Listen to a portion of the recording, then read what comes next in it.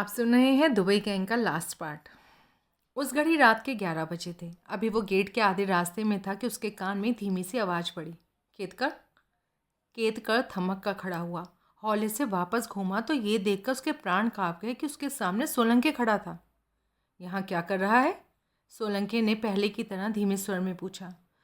मैं बाप, तुम इधर? बूढ़ी वाला से मिलने आया। पर बाप, तुम तो उधर चल, आराम से बात करते हैं।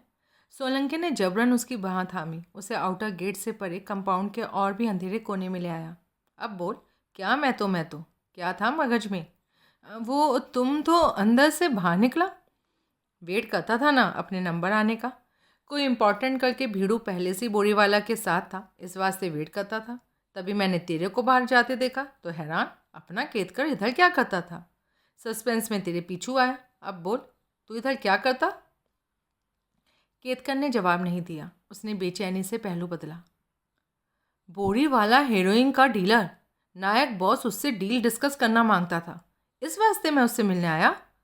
एकाएक सोलंकी ठिठका, फिर बोला, अरे कहीं तू भी तो बोरी वाला से मिल के नहीं आ रहा ले? कहीं तू ही तो वो इम्पोर्टेंट करके भीड़ू नहीं जो मेरे से पहले बोरी वाला से मीटिंग करता था? केतकर फिर भी ना बोल पाया। सोलंके से यूं अप्रत्याशित आमना सामना होने ने उसकी बोलती बंद कर दी थी। वैसे मालूम तो है ना तेरे को कि बोरी वाला कौन? मुराद बोरी वाला कौन?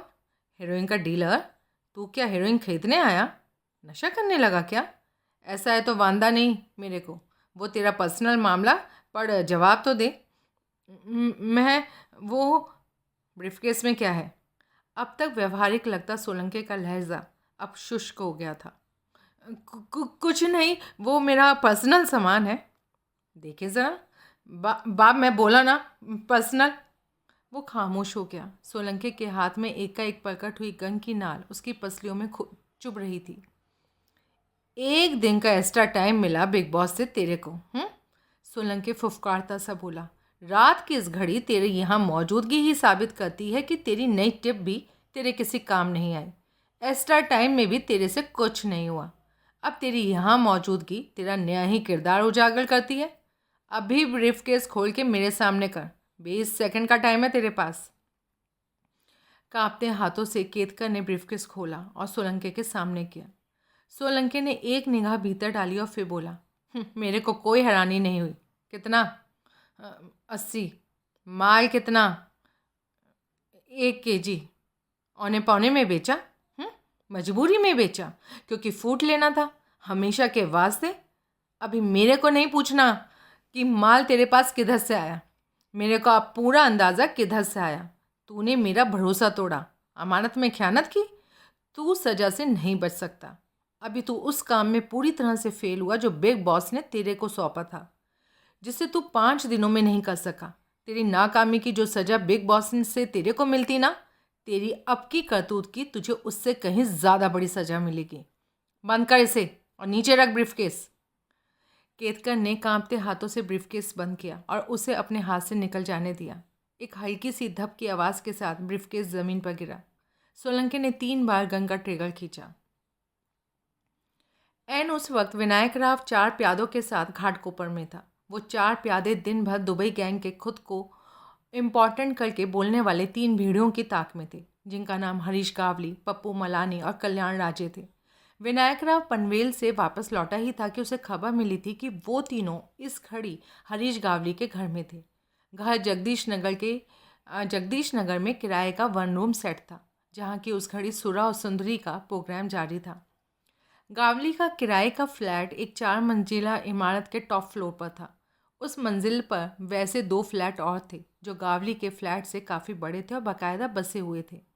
रात के 11 बजे उस मंजिल पर सन्नाटा था। बड़े फ्लैटों में से कोई आवाज़ नहीं आ रही थी, लेकिन गावली के फ्लैट के प्रवेश द्वार पर कान लगाकर सुनने से जनाना हंसी से लैस मर्दों के ठाके लगाने की, बात करने की आवाज़ें आ रही थीं। विनायक राव ने दरवाज़ा ट्राई किया तो उसे मजबूती से बंद पाया। हर फ्लैट का अलग बिजली का मीटर होता है, मालूम करो इस फ्लैट का कहाँ है। विनायक राव प्यादों के बीच फुसफुसाया। कहीं ग्राउंड फ्लोर पर ही होगा। एक प्यादा वैसे ही फुसफुसाकर बोला, जास्ती मीटर हो तो सब पर मार्किंग होती, जो यही हो सकती कि हर मीटर पर फ्लोर और फ्लैट का नंबर लिखा होगा। मीटर हम ढूंढ लेंगे, तुम खाली इतना बोलो कि मिल जाए तो क्या करने का? ऑफ करने का। थोड़े टेम के वास्ते मेरे को इस फ्लैट की लाइट ऑफ मांगता क्या? अभी बोले तो सडनली लाइट जाने पर क्या होगा? क्या होगा? कुछ भी हो सकता है। भीड़ों लोग लाइट वापस लाने का वेट कर सकता है, टॉर्च या कैंडल जलाकर लाइट का अपना इंतज़ाम कर सकता है। एक प्यादा बोला। या पता करने के लिए बाहर आ सकता कि लाइट सबकी गई या उसकी गई और किस वजह से गई। ठीक, लगता है तुमने को यही मांगता। दो जने नीचे जाओ और मीटर का पता करो। इधर लाइट जाने के बाद जब फ़ोन आए तो लाइट ऑन करना। दो लोग चुपचाप सीढ़ियाँ उतर गए। पीछे विनायक राव और बाकी के दो प्यादे खामोशी से प्रतीक्षा करते रहे। आखिर लाइट गई। भीतर से कुछ जुदा किस्म की आवाज़ें उठी। फिर दरवाज़ा खुला और हरीश गावली ने बाहर कदम रखा। आखिर बतौर किराएदार फ्लैट का वक्ती मालिक वो ही था। उसने फ्लैट के बाहर पहला कदम ही रखा था कि विनायक राव ने उसकी कनपटी से गन की नाल सटा दी और उसके कान में बोला, भीतर वापस। कौन? क्या मांगता? बहरा है? सुनाई नहीं देता? अभी क्या बोला मैं? विनायक राव दांत पीसता फुसफुसाया। गावली ने घूमकर भीतर कदम रखा। प्यादे भी हथियारबंद थे। एक विनायक राव से एक कदम पीछे उसके साथ चला, दूसरा दोनों को कवर देने के लिए दरवाजे पर जम गया। विनायक राव के साथ चलते प्यादे ने मोबाइल निकाल कर फ़ोन किया। तत्काल बत्ती आ गई। फ्लैट रोशन हो गया। जैसा कि अपेक्षित था, विनायक राव ने खुद को फ्लैट की छोटी सी बैठक में पाया। वहाँ एक सेंटर टेबल के गिर्द गावली के दोनों जोड़ीदार पप्पू मल्हानी और कल्याण राजे मौजूद थे। और मौजूद थी एक सुंदरी बाला जो जीन्स और ब्लाउज पहने थी। बाल कटे हुए थे, नैन नक्श तीखे थे और बदन छरहरा। उसने निडर भाव से विनायक राव की तरफ देखा। मेरे हाथ में गन है और गन के निशाने पर गावली की कनपटी है।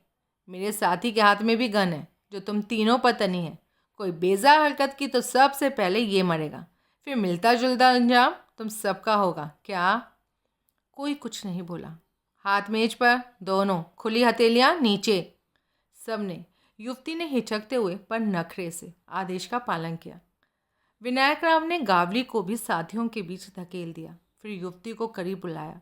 वो उठकर उसके सामने आई तो वो धीरे से बोला, राह चलती या खास? युवती ने जवाब नहीं दिया। लगता है खास। खास? युवती ने एक बार ऊपर नीचे गर्दन हिलाई। फिर तो जानती होगी अभी यहाँ क्या होने जा रहा। उसने सशंक भाव से पीछे निगाह दौड़ाई, फिर पूर्ववत गर्दन हिलाकर हामी भरी। ऐसे मौके 3, 2, 1 पहले भी आए कभी? हामी। अक्सर? हामी। यानी भाईगिरी से वाकिफ़ है, मुंह बंद रखना जानती? हामी। या शायद भूल गई हो? इनकार। पैसा मिल गया? इनकार। कितना? उसने दोनों हाथों की सारी उंगलियां दिखाई। तीनों के? हामी। इसलिए एक बुलाई सस्ती पड़ी। खामोशी। करारी है, 10,000 एक राइड का भी मांगती तो मिल जाता। डेस्परेट? हामी। इसलिए कंप्रोमाइज मोड में? हामी। वरना 10,000 कम? हामी। बहुत किड्स से बोलती थी, पता नहीं और क्या क्या काम किड्स से करती थी। पैसा दो इसको ताकि ये जाए। विनायक राव तीनों से संबोधित हुआ। गावली ने वो जिम्मेदारी निपटाई। बिना सर्विस के पैसा मिल गया, खुश है? विनायक राव युवती से बोला। उसने हामी भरी। जाने से पहले एक बार बोल के दिखा ताकि मेरे को यकीन हो कि तू गूंगी नहीं। थैंक यू, युवती मुस्कुराती हुई बोली। बढ़िया, निकल यहाँ से। युवती तत्काल वहाँ से विदा हो गई। एक के बदले दो गए। पीछे विनायक राव व्यंगपूर्ण स्वर में बोला, क्या? तीनों एक दूसरे का मुंह देखने लगे। हाँ, हमने कुछ नहीं किया, हम खाली क्रेडिट लिया। फिर गावली हिम्मत करके बोला, क्यों? क्योंकि क्रेडिट लेने वाला दूसरा कोई सामने नहीं आया था। हम सोचा यूँ गैंग में हमारा रुतबा ऊंचा होगा। हो गया। वो खामोश हो गया। उसने अपने होठों पर जबान फेरी। फिर ऊंचा उड़ने की और कोशिश की? विनायक राव बोला। सरे राह खुद समीर केतकर पर गोलियां बरसाई। ये जुदा बात कि उसका कुछ नहीं बिगड़ा क्योंकि बुलेट प्रूफ पहना था वो, पर तुमने तो कोई कसर नहीं छोड़ी। क्या? बुलेट प्रूफ पहने था? किसी दूसरे गैंग के किसी सूरमा का अमर नायक के किसी भीड़ू पर हमला खुद अमर नायक पर हमला है। ऐसी जुर्रत करने वाले को किसी भी सूरत पर बख्शा नहीं जा सकता। गावली, तू वो सूरमा, इस वास्ते तू पहले। मैंने कुछ नहीं किया, मैं खाली गंगा मेंशन की वारदात का क्रेडिट लेने का मिस्टेक किया, बस। गावली आतंकित भाव से बोला। तो मिस्टेक का तोहफा कबूल कर, अमर नायक ने विद लव भेजा। उसने पहले हरीश गावली को फिर बाकी दोनों को भी शूट कर दिया। आधी रात के करीब धारावी के बाहर रेस्टोरेंट में वो बहार थी जो कि आधी रात के वक्त वहाँ हमेशा होती थी। वहाँ एक गैर कानूनी बार चलता था जो लोकल थाने को नियमित हफ्ता पहुँचता होने की वजह से कभी किसी लफड़े में नहीं फंसा था। थानेदार खुद घूंट का रसिया था, इसलिए जब वो हुक्म करता था हफ्ते की रकम के अलावा उम्दा स्कॉच की बोतल उसके पास पहुंचाती थी। तमाम सिलसिला निर्विघ्न चल रहा था, जिससे मालिक जोग सिंह भी खुश था और लोकल थानेदार भी खुश था और बेवड़ा क्लाइंटेल तो खुश ही थे। लेकिन निर्विघ्न क्या कभी कुछ चलता था? बाहर में सिर्फ 1/4 पक्का आरसीसी की तामीर वाला हिस्सा था जिसमें शीशों के फ्रंट वाली किचन थी, पेंट्री थी, कैशियर का फ्रंट में जाली लगा कैबिन था और मालिक सरदार जोग सिंह साहब का ऑफिस था। जमा इमारत के पृष्ठभाग में लेडीज़ और जेंट्स टॉयलेट थे। एक मंजिला पक्की इमारत के सामने एक विशाल तंबू खड़ा था जिसके नीचे रेस्टोरेंट कम बार चलता था, जहाँ 4-4 के बैठने के लिए अनगिनत मेज़ें लगी हुई थी। रात की उस घड़ी खामोशी से बाहर को चारों तरफ से घेरा जाने लगा। फिर वैसी ही खामोशी से कई लोग जो निश्चय ही कस्टमर नहीं थे भीतर दाखिल हुए। उन्होंने तमाम मेज़ों पर बैठे ग्राहकों को उठकर एक और जमा होने का हुक्म दिया। किसी ने एतराज़ खड़ा करने की कोशिश की तो पलक झपकते कई गन्स उस पर तंग गई। फिर एतराज़ तो दूर, किसी के मुंह से आवाज़ भी ना निकली। नाहक कौन मरना चाहता था? मेज़ों पर खाने पीने का जो भी सामान मौजूद था, किसी का डिनर, किसी का आफ्टर डिनर डेजर्ट, किसी का वन फॉर द रोड वगैरह, सब मेज़ों को तिरछा करके नीचे फर्श पर ढेर जाने दिया। किसी को परवाह नहीं थी यूं क्या फूटता था, क्या बचता था। मेज़ों को इमारत से दाहिने तरफ ले जाकर उन्हें एक दूसरे से मिलाकर यूं तिरछा खड़ा किया गया कि चुटकियों में उधर एक लकड़ी की दीवार खड़ी दिखाई देने लगी। ऐन उसी समय वैसी एक दीवार विपरीत दिशा में खड़ी की जा रही थी, इस फर्क के साथ कि उसमें कोई 2 फुट का संकरा रास्ता छोड़ा गया था जिसमें से एक वक्त में केवल एक ही इंसान गुजर सकता था। नशे की तरंग में हंसते ठाके लगाते लोग अब यूं खामोश थे जैसे उनके मुंह खोलते ही वहां कोई अनहोनी हो जाने वाली हो। किसी की ये भी मजाल नहीं हो रही थी कि दाएं बाएं फुसफुसाकर पूछ लेता कि आखिर क्या हो रहा था। एकाएक क्या आफत आ गई थी जो हंसी से ठाकों से जगमग माहौल में मरघट का सा सन्नाटा छा गया था। माहौल की उस तब्दीली की बोझिल हवा सरदार जोग सिंह तक भी पहुंचे बिना ना रह सकी। पहले उसने अपने ऑफिस की रेस्टोरेंट की ओर खुलने वाली ग्लास विंडो का पर्दा सरका कर बाहर झाँका। कुछ समझ में ना आया तो वहाँ पसरते चले जाने वाले सन्नाटे पर हैरान होता पहले ऑफिस से और फिर पक्की इमारत से बाहर निकला। ये देखकर उसे सख्त हैरानी हुई कि वहाँ मौजूद ग्राहकों को एक एक करके मेजों के बीच टेम्परेरी बने निकासी के रास्ते से चेक करके बाहर जाने दिया जा रहा था। कोई चेकिंग में फेल होता था तो उसे वापस भीतर धकेल दिया जाता था।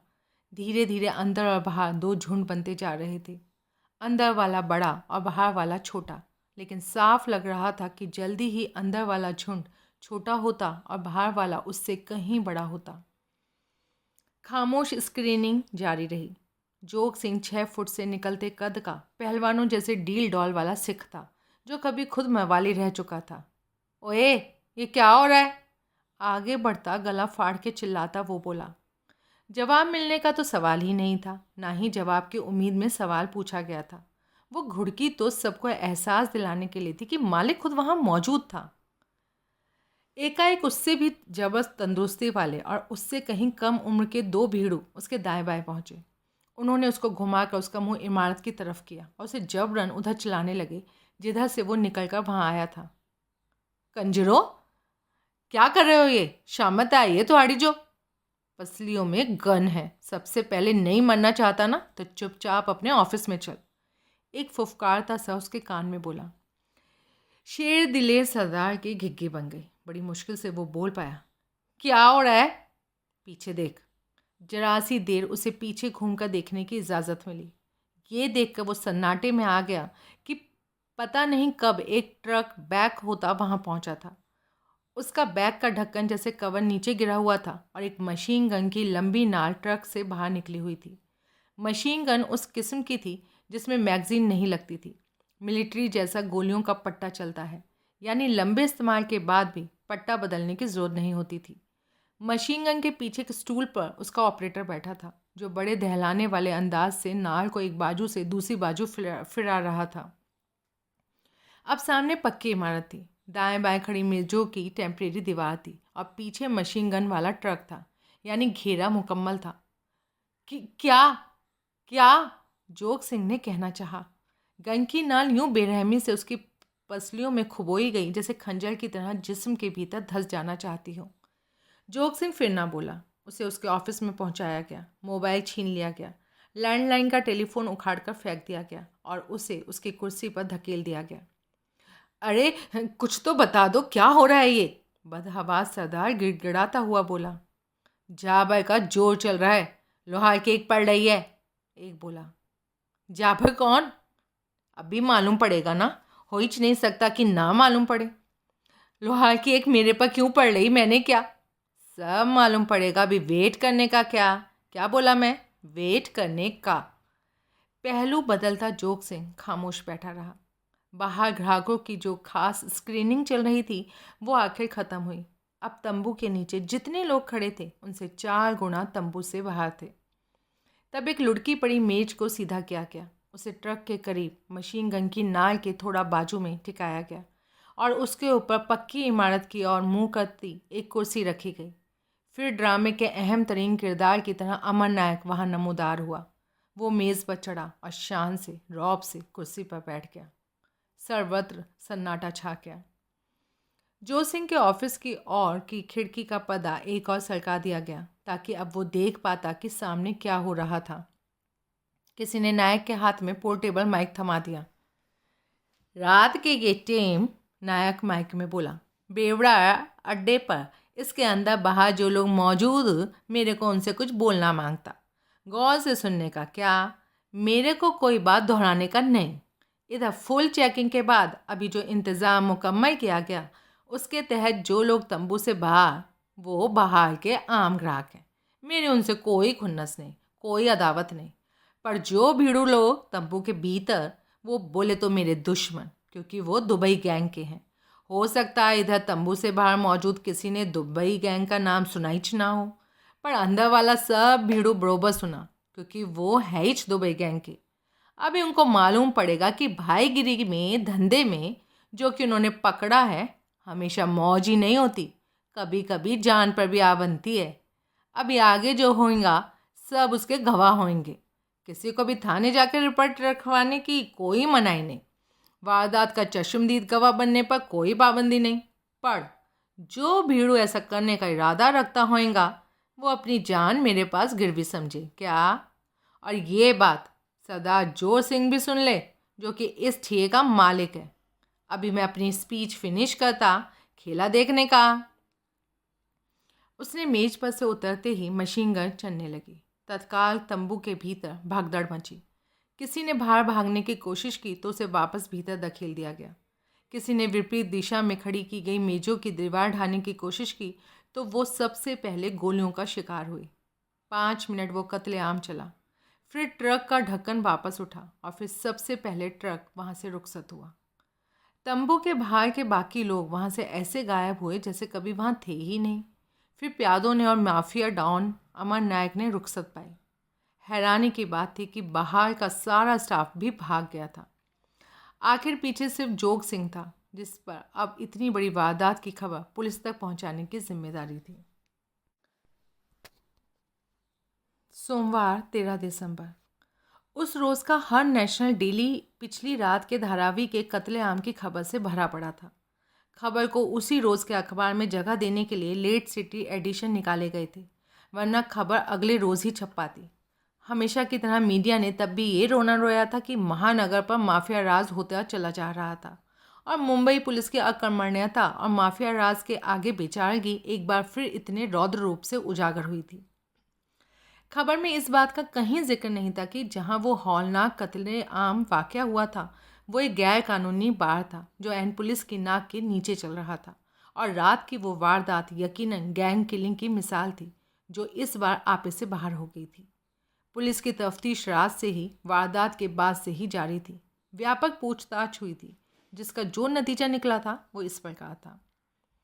वारदात का कोई चश्मदीद गवाह उपलब्ध नहीं था, खुद मालिक जोग सिंह भी नहीं, जो कहता था कि तबीयत खराब होने की वजह से वो 11 बजे से पहले ही वहाँ से घर चला गया था, जो कि बकौल उसके कोई नई बात नहीं थी। बुढ़ा शरीर था, कभी भी कोई ऊंच नीच हो जाती थी, जैसे कि पिछली रात हुई थी। वो हौलनाक खबर मोबाइल पर मिलने के बाद ही वो गिरता पड़ता वहाँ पहुँचा था। बाहर में गैर कानूनी बार चलता होने से उसने पुरजोर इनकार किया। उसे फर्श पर कहीं कहीं विस्की के अड्डे या बोतल लुढ़की दिखाई दी, तो उसने मासूम जवाब दिया कि लाख मना करने के बावजूद कुछ ग्राहक अपना खुद का सामान वहाँ ले आते थे, या शायद वेटर सप्लाई करते थे। कभी कभार एक आध वेटर पर उसे ऐसा शक भी हुआ था, तो उसने उसे तत्काल नौकरी से निकाल दिया था। बाजरिया जोग सिंह स्टाफ को घर घर से पकड़कर मंगवाया गया। उनसे सवाल हुआ कि उन्होंने क्या देखा था। हर किसी से मालिक जैसा ही मासूम जवाब मिला कि कुछ नहीं देखा था। हर वेटर का दावा था कि उस घड़ी वो तो किचन में था और ग्राहक का किचन का ऑर्डर तैयार होने का इंतज़ार कर रहा था। जो वेटर किचन में होने का दावा नहीं पेश कर सके थे, उनके जो विभिन्न जवाब थे वो थे टॉयलेट में था, ग्राहक के लिए सिगरेट का पैकेट लेने गया था, ग्राहक के लिए टैक्सी तलाश करने गया था, तबीयत खराब हो गई थी, 11 बजे, 11:15 बजे, 11:30 बजे घर चला गया था, गोली चलने की आवाज़ सुनते ही दहशत में बेहोश होकर गिर पड़ा था। हाँ, इस तरह के वगैरह वगैरह। किचन स्टाफ का दावा था कि गोलियां चलने की आवाज़ सुनते ही उनकी तो किचन से बाहर कदम रखने की मजाल ही नहीं हुई थी। वो तो घुटनों में सर दबाकर फर्श पर बैठ गए थे। लिहाजा इतना बड़ा कांड हुआ, पुलिस को या मीडिया को उसका एक भी चश्मदीद गवाह ना मिला। मृतकों की शिनाख्त हुई तो छोटी मोटी खुसर पुसर जरूर सुनाई दी कि फला का खाविंद भाई, बाप, चाचा भाईगिरी में था, किसी गैंग का प्यादा था। कौन से गैंग का नाम नहीं मालूम, कुछ पता लगेगा, पकड़ में आएगा तो बोलेंगे। आक्रामक गैंग की जो साधन संपन्नता पुलिस के संज्ञान में आई थी, उसकी रूह में यही फैसला हुआ था कि वो किसी बड़े गैंग का काम था। तब स्वाभाविक फोकस अमर नायक पर बना, पर संक्षिप्त पूछताछ में उसने उस वारदात में हाथ होने से साफ इनकार किया। उसके कथनानुसार पिछली पूरी रात वो अपने मलाड के बंगले में था और उस बात के वहाँ कई गवाह थे। अगर कोई कहता था कि आधी रात को वो धारावी में था और वहाँ बैटरी वाला भौंपा हाथ में लेकर लेक्चर दे रहा था, तो उसे उसके सामने लाया जाए। उसे दादर वेस्ट जोन के डीसीपी ने तलब किया। वो ज़रूर हाजिर होगा, पर अपने वकील के साथ। वकील बोलेगा वो कब हाजिर हो सकता था। एकाएक फोकस में आए दिवंगत इंस्पेक्टर सुरवे के मातहत 2 हवलदार डीसीपी भोसले के ऑफिस में उसके हुजूर में पेश थे। दोनों पहली बार महकमे के इतने बड़े अफसर के सामने पेश हो रहे थे। बेतहाशा डरे हुए थे, लेकिन दृढ़ प्रतिज्ञ थे कि उन्होंने अपने पहले से तैयारशुदा बयान से नहीं हिलना था। डीसीपी ने जानबूझकर कई क्षण दोनों का खामोश मुआयना किया, फिर रूखे स्वर में बोला, नाम बोलो। विजय पवार सर। पवन जोशी सर। अपनी यहाँ मौजूदगी की वजह जानते हो? दोनों के सर इंकार में हिले।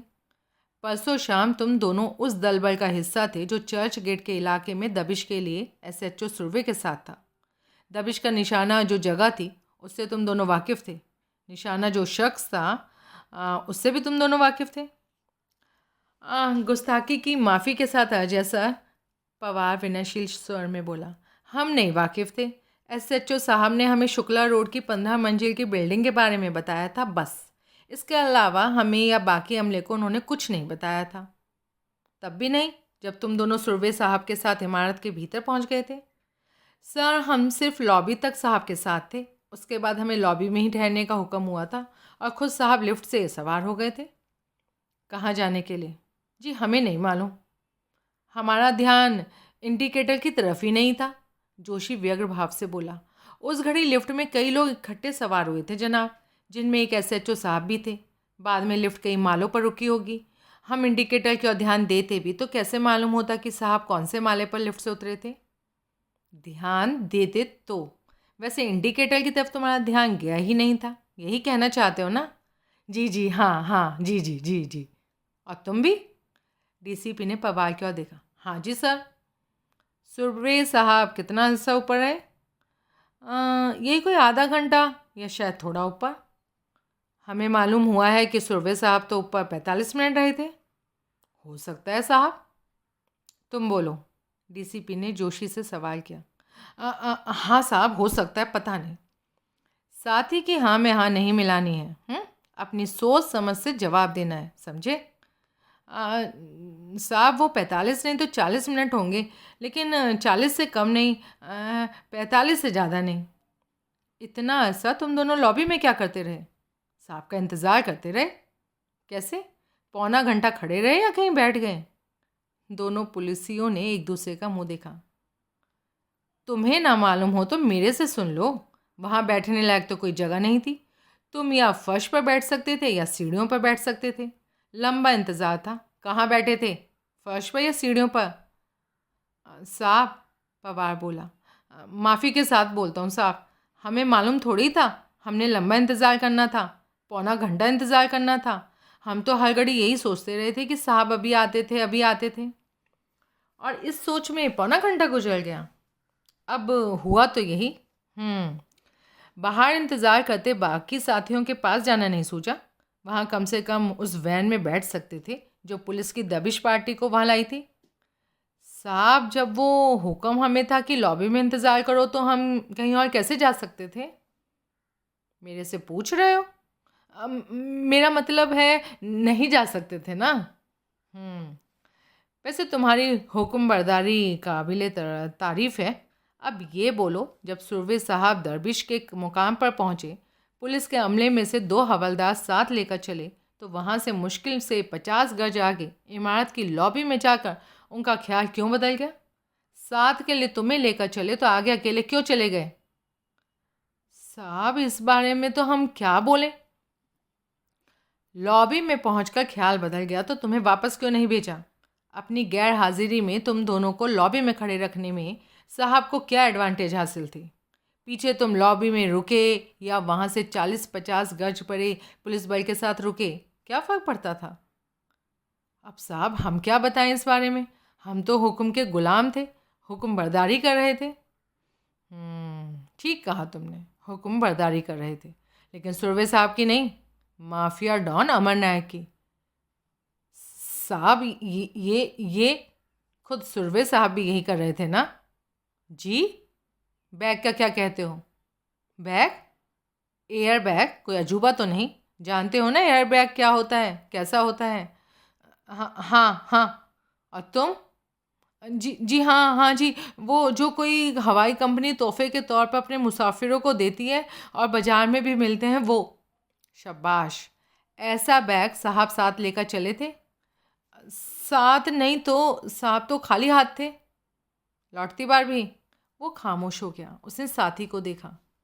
कुछ याद करने में दिक्कत आ रही है तो मैं तुम्हारी याददाश्त को तरोताज़ा करता हूँ। सुरवे साहब जब लौटे थे तो उनके हाथ में एक भारी एयर बैग था या नहीं? हाँ या ना में जवाब दो। दोनों ने झिझकते हुए हामी भरी। जैसा तुम्हारा दावा है, साहब के पीछे तुम दोनों लॉबी में नहीं ठहरे थे।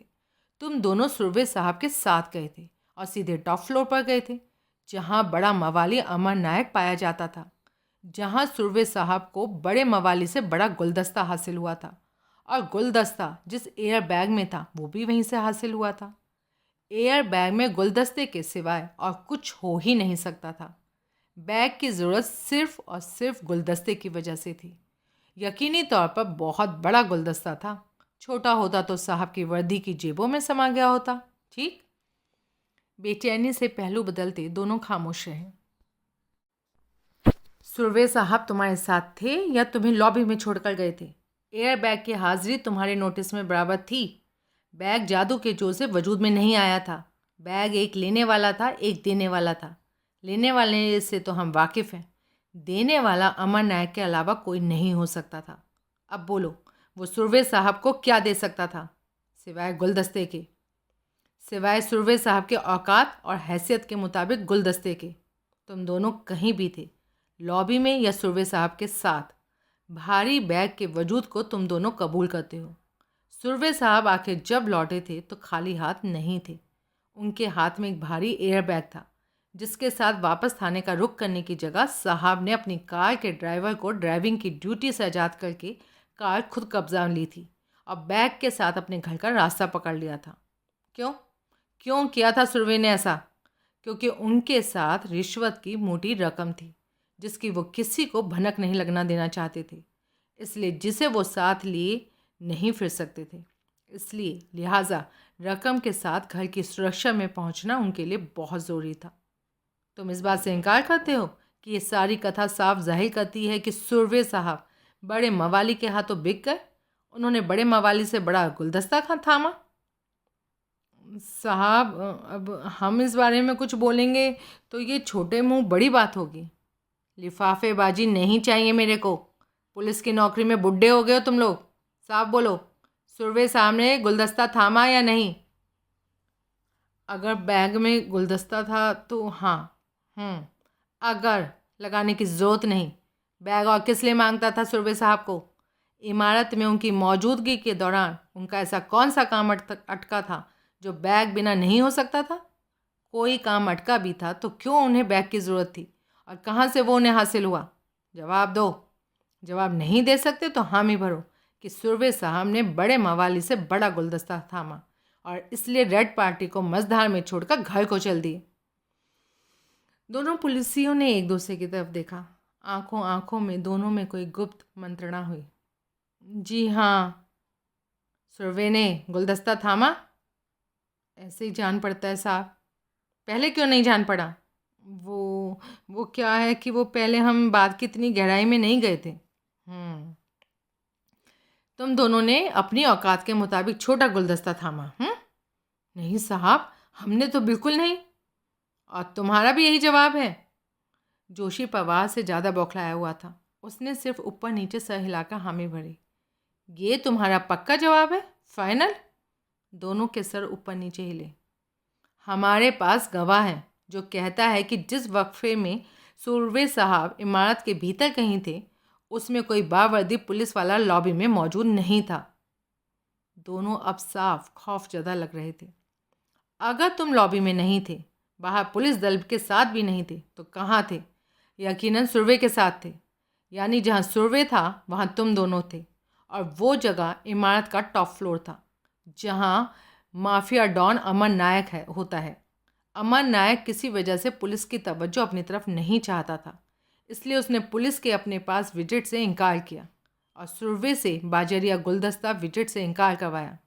इससे साफ जाहिर होता है कि खामोशी की कीमत के तौर पर 2 छोटे गुलदस्ते तुम दोनों को भी नवाजे गए। अब इनकार करके दिखाओ। मुझे पुरजोर इनकार है। हाँ, मुझे भी। दोनों दृढ़ता से जोशी बोले। तुम्हारा यही दावा है तो पौना घंटा तुम दोनों पीछे लॉबी में थे? दोनों ने हामी भरी। बावजूद चश्मदीद गवाह के? हमें यकीन नहीं कि ऐसा कोई गवाह है, पवार हिम्मत करके बोला। तो यानी मैं झूठ बोल रहा हूँ। अब हम क्या कहें साहब? कहो नहीं, सुनो। अब पेंडिंग इंक्वायरी तुम दोनों को इसी क्षण से सस्पेंड किया जाता है। मेरे पीएस के पास तुम्हारे सस्पेंशन लेटर हैं, कॉपी साइन करके ले लेना। जाओ। जीत सिंह तक पुलिस की पहुंच इत्तेफाक से, उसके लिए बुरे इत्तेफाक से ही जल्दी बन गई। वो शमसी की, जिसकी मौत की अभी उसे खबर नहीं लगी थी, टैक्सी लौटाने गया था, तो संयोग से उसी वक्त उसको पूछती पुलिस वहाँ पहुँची थी। वहाँ किसी ने सहज ही उसकी तरफ इशारा कर दिया कि वो जीत सिंह था।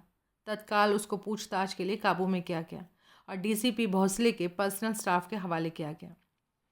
आधे घंटे के इंतज़ार के बाद जब उसे डीसीपी भोसले के ऑफिस में पेश किया गया तो उस घड़ी डीसीपी के साथ एसीपी पारिक भी मौजूद था। उसे बैठने को बोला गया और ये भी बताया गया कि वो जिन पुलिस अधिकारियों के सामने पेश था उनके रैंक क्या हैं, नाम क्या थे।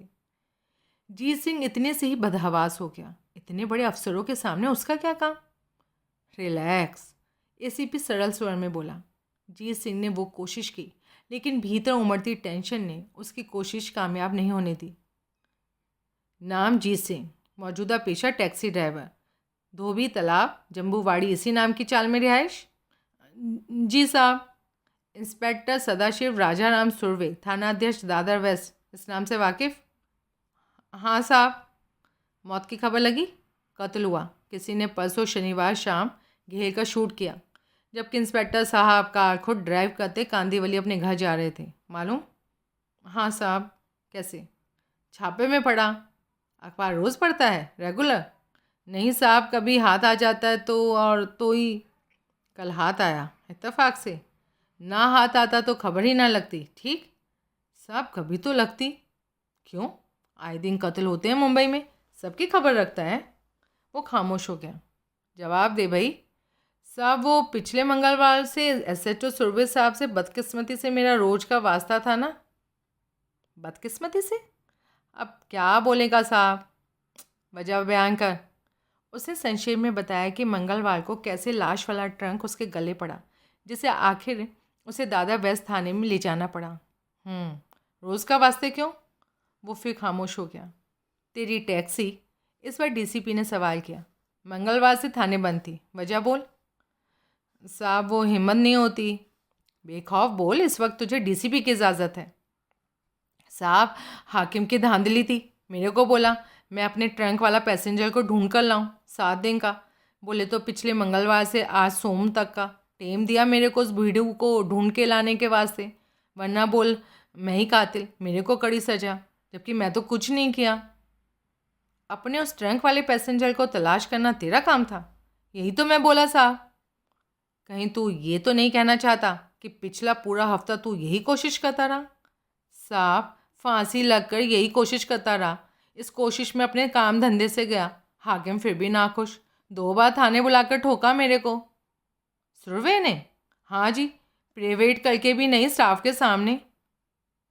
क्या हुआ था आखिर? तेरा ट्रंक वाला पैसेंजर मिला तेरे को? हाँ साहब, मिला। बड़ा इत्तेफाक हुआ, शनिवार दोपहर बाद मिला। बोले तो मेरे ही कैब में आकर बैठा और मेरे को चर्च गेट चलने को बोला। तेरी कैब? तेरी कैब तो थाने में बंद पड़ी थी। हाँ, वो एक ड्राइवर फ्रेंड की कैब चलाता ना मैं। फ्रेंड बीमार, बेड पर, खुद नहीं चला सकता था, मेरे को चलाने को दिया। पैसेंजर किधर से पिक किया? वो क्या? वो अभी परसों की बात है, याद नहीं तेरे को किधर से पिक किया? साहब, वो अक्का दिन पैसेंजर ढोता, कैसे याद रहने का कि कब कौन सा पैसेंजर कहाँ से पिक किया। कई बार तो जब पैसेंजर आकर कैब में बैठता तो मैं तो पीछे झांकता ही नहीं। वो पीछे से बोलता किधर जाने का, मैं चल देता। भाड़ा भी पीछे बैठा बैठा देता है तो मैं। बस कर, फेंक नहीं, समझा? अभी याद करता ना साहब। जीत सिंह के दिमाग की चरखी उस घड़ी तेजी से घूम रही थी। वो सायं का नाम नहीं लेना चाहता था। वहाँ पैसेंजर के साथ गुजरे बड़े हादसे की बाबत पता नहीं पुलिस क्या जानती थी, कितना जानती थी। इसलिए उसका दिल कहता था कि अपनी तब की सायं की हाजिरी लगाना गलत होगा। साहब, अभी मेरे को याद करट करके चेंबूर से मेरा कैब में बैठा था, पर मैं उस भीड़ू को अपना ट्रंक वाला पैसेंजर के तौर पर तब पहचाना जब एक टेम मैंने रियर व्यू मिरर में निगाह डाली तो मैंने देखा कि वो मुंह बाय। बोले तो हैरानी से मेरे को ही देख रहा। पहले क्यों नहीं पहचाना? साहब, पैसेंजर के आकर कैब में बैठते वक्त उसकी सूरत की ओर कौन ध्यान देता? पैसेंजर आता, बैठता, उतरता, भाड़ा देता। ठीक ठीक, तो तूने उसको तब पहचाना जब तूने उसे हैरानी से तेरी ओर देखते हुए देखा। आगे बढ़। इससे आगे बोले तो वो भी मेरे को पहचान गया। तब मेरे मगज में पक्की करके आया वो तो मेरा मंगलवारा ट्रंक वाला पैसेंजर था। ये मगज में आती मैंने फुल स्पीड से कैब को दादर की ओर दौड़ाना शुरू किया। वो समझ गया मैं क्या कर रहा। उसने मेरे को कैब रोकने को बोला, पर मैंने सुना नहीं। उसने पीछे से मेरे गले में अपनी बाँह डाली और लगा मेरा गला घोटने का। मेरे को कैब को बाजू करके रोकना पड़ा। मैंने तब भी उसे अपने काबू में करने की कोशिश की, पर साहब वो मेरे पर भारी पड़ा और भाग गया। तब तक मैं उसके पीछे जाने का ख्याल करता, मेरे को पता ही नहीं लगा कि हैवी ट्रैफिक में घुल मिल कर वो किधर गया। बस, तेरी कहानी ख़त्म?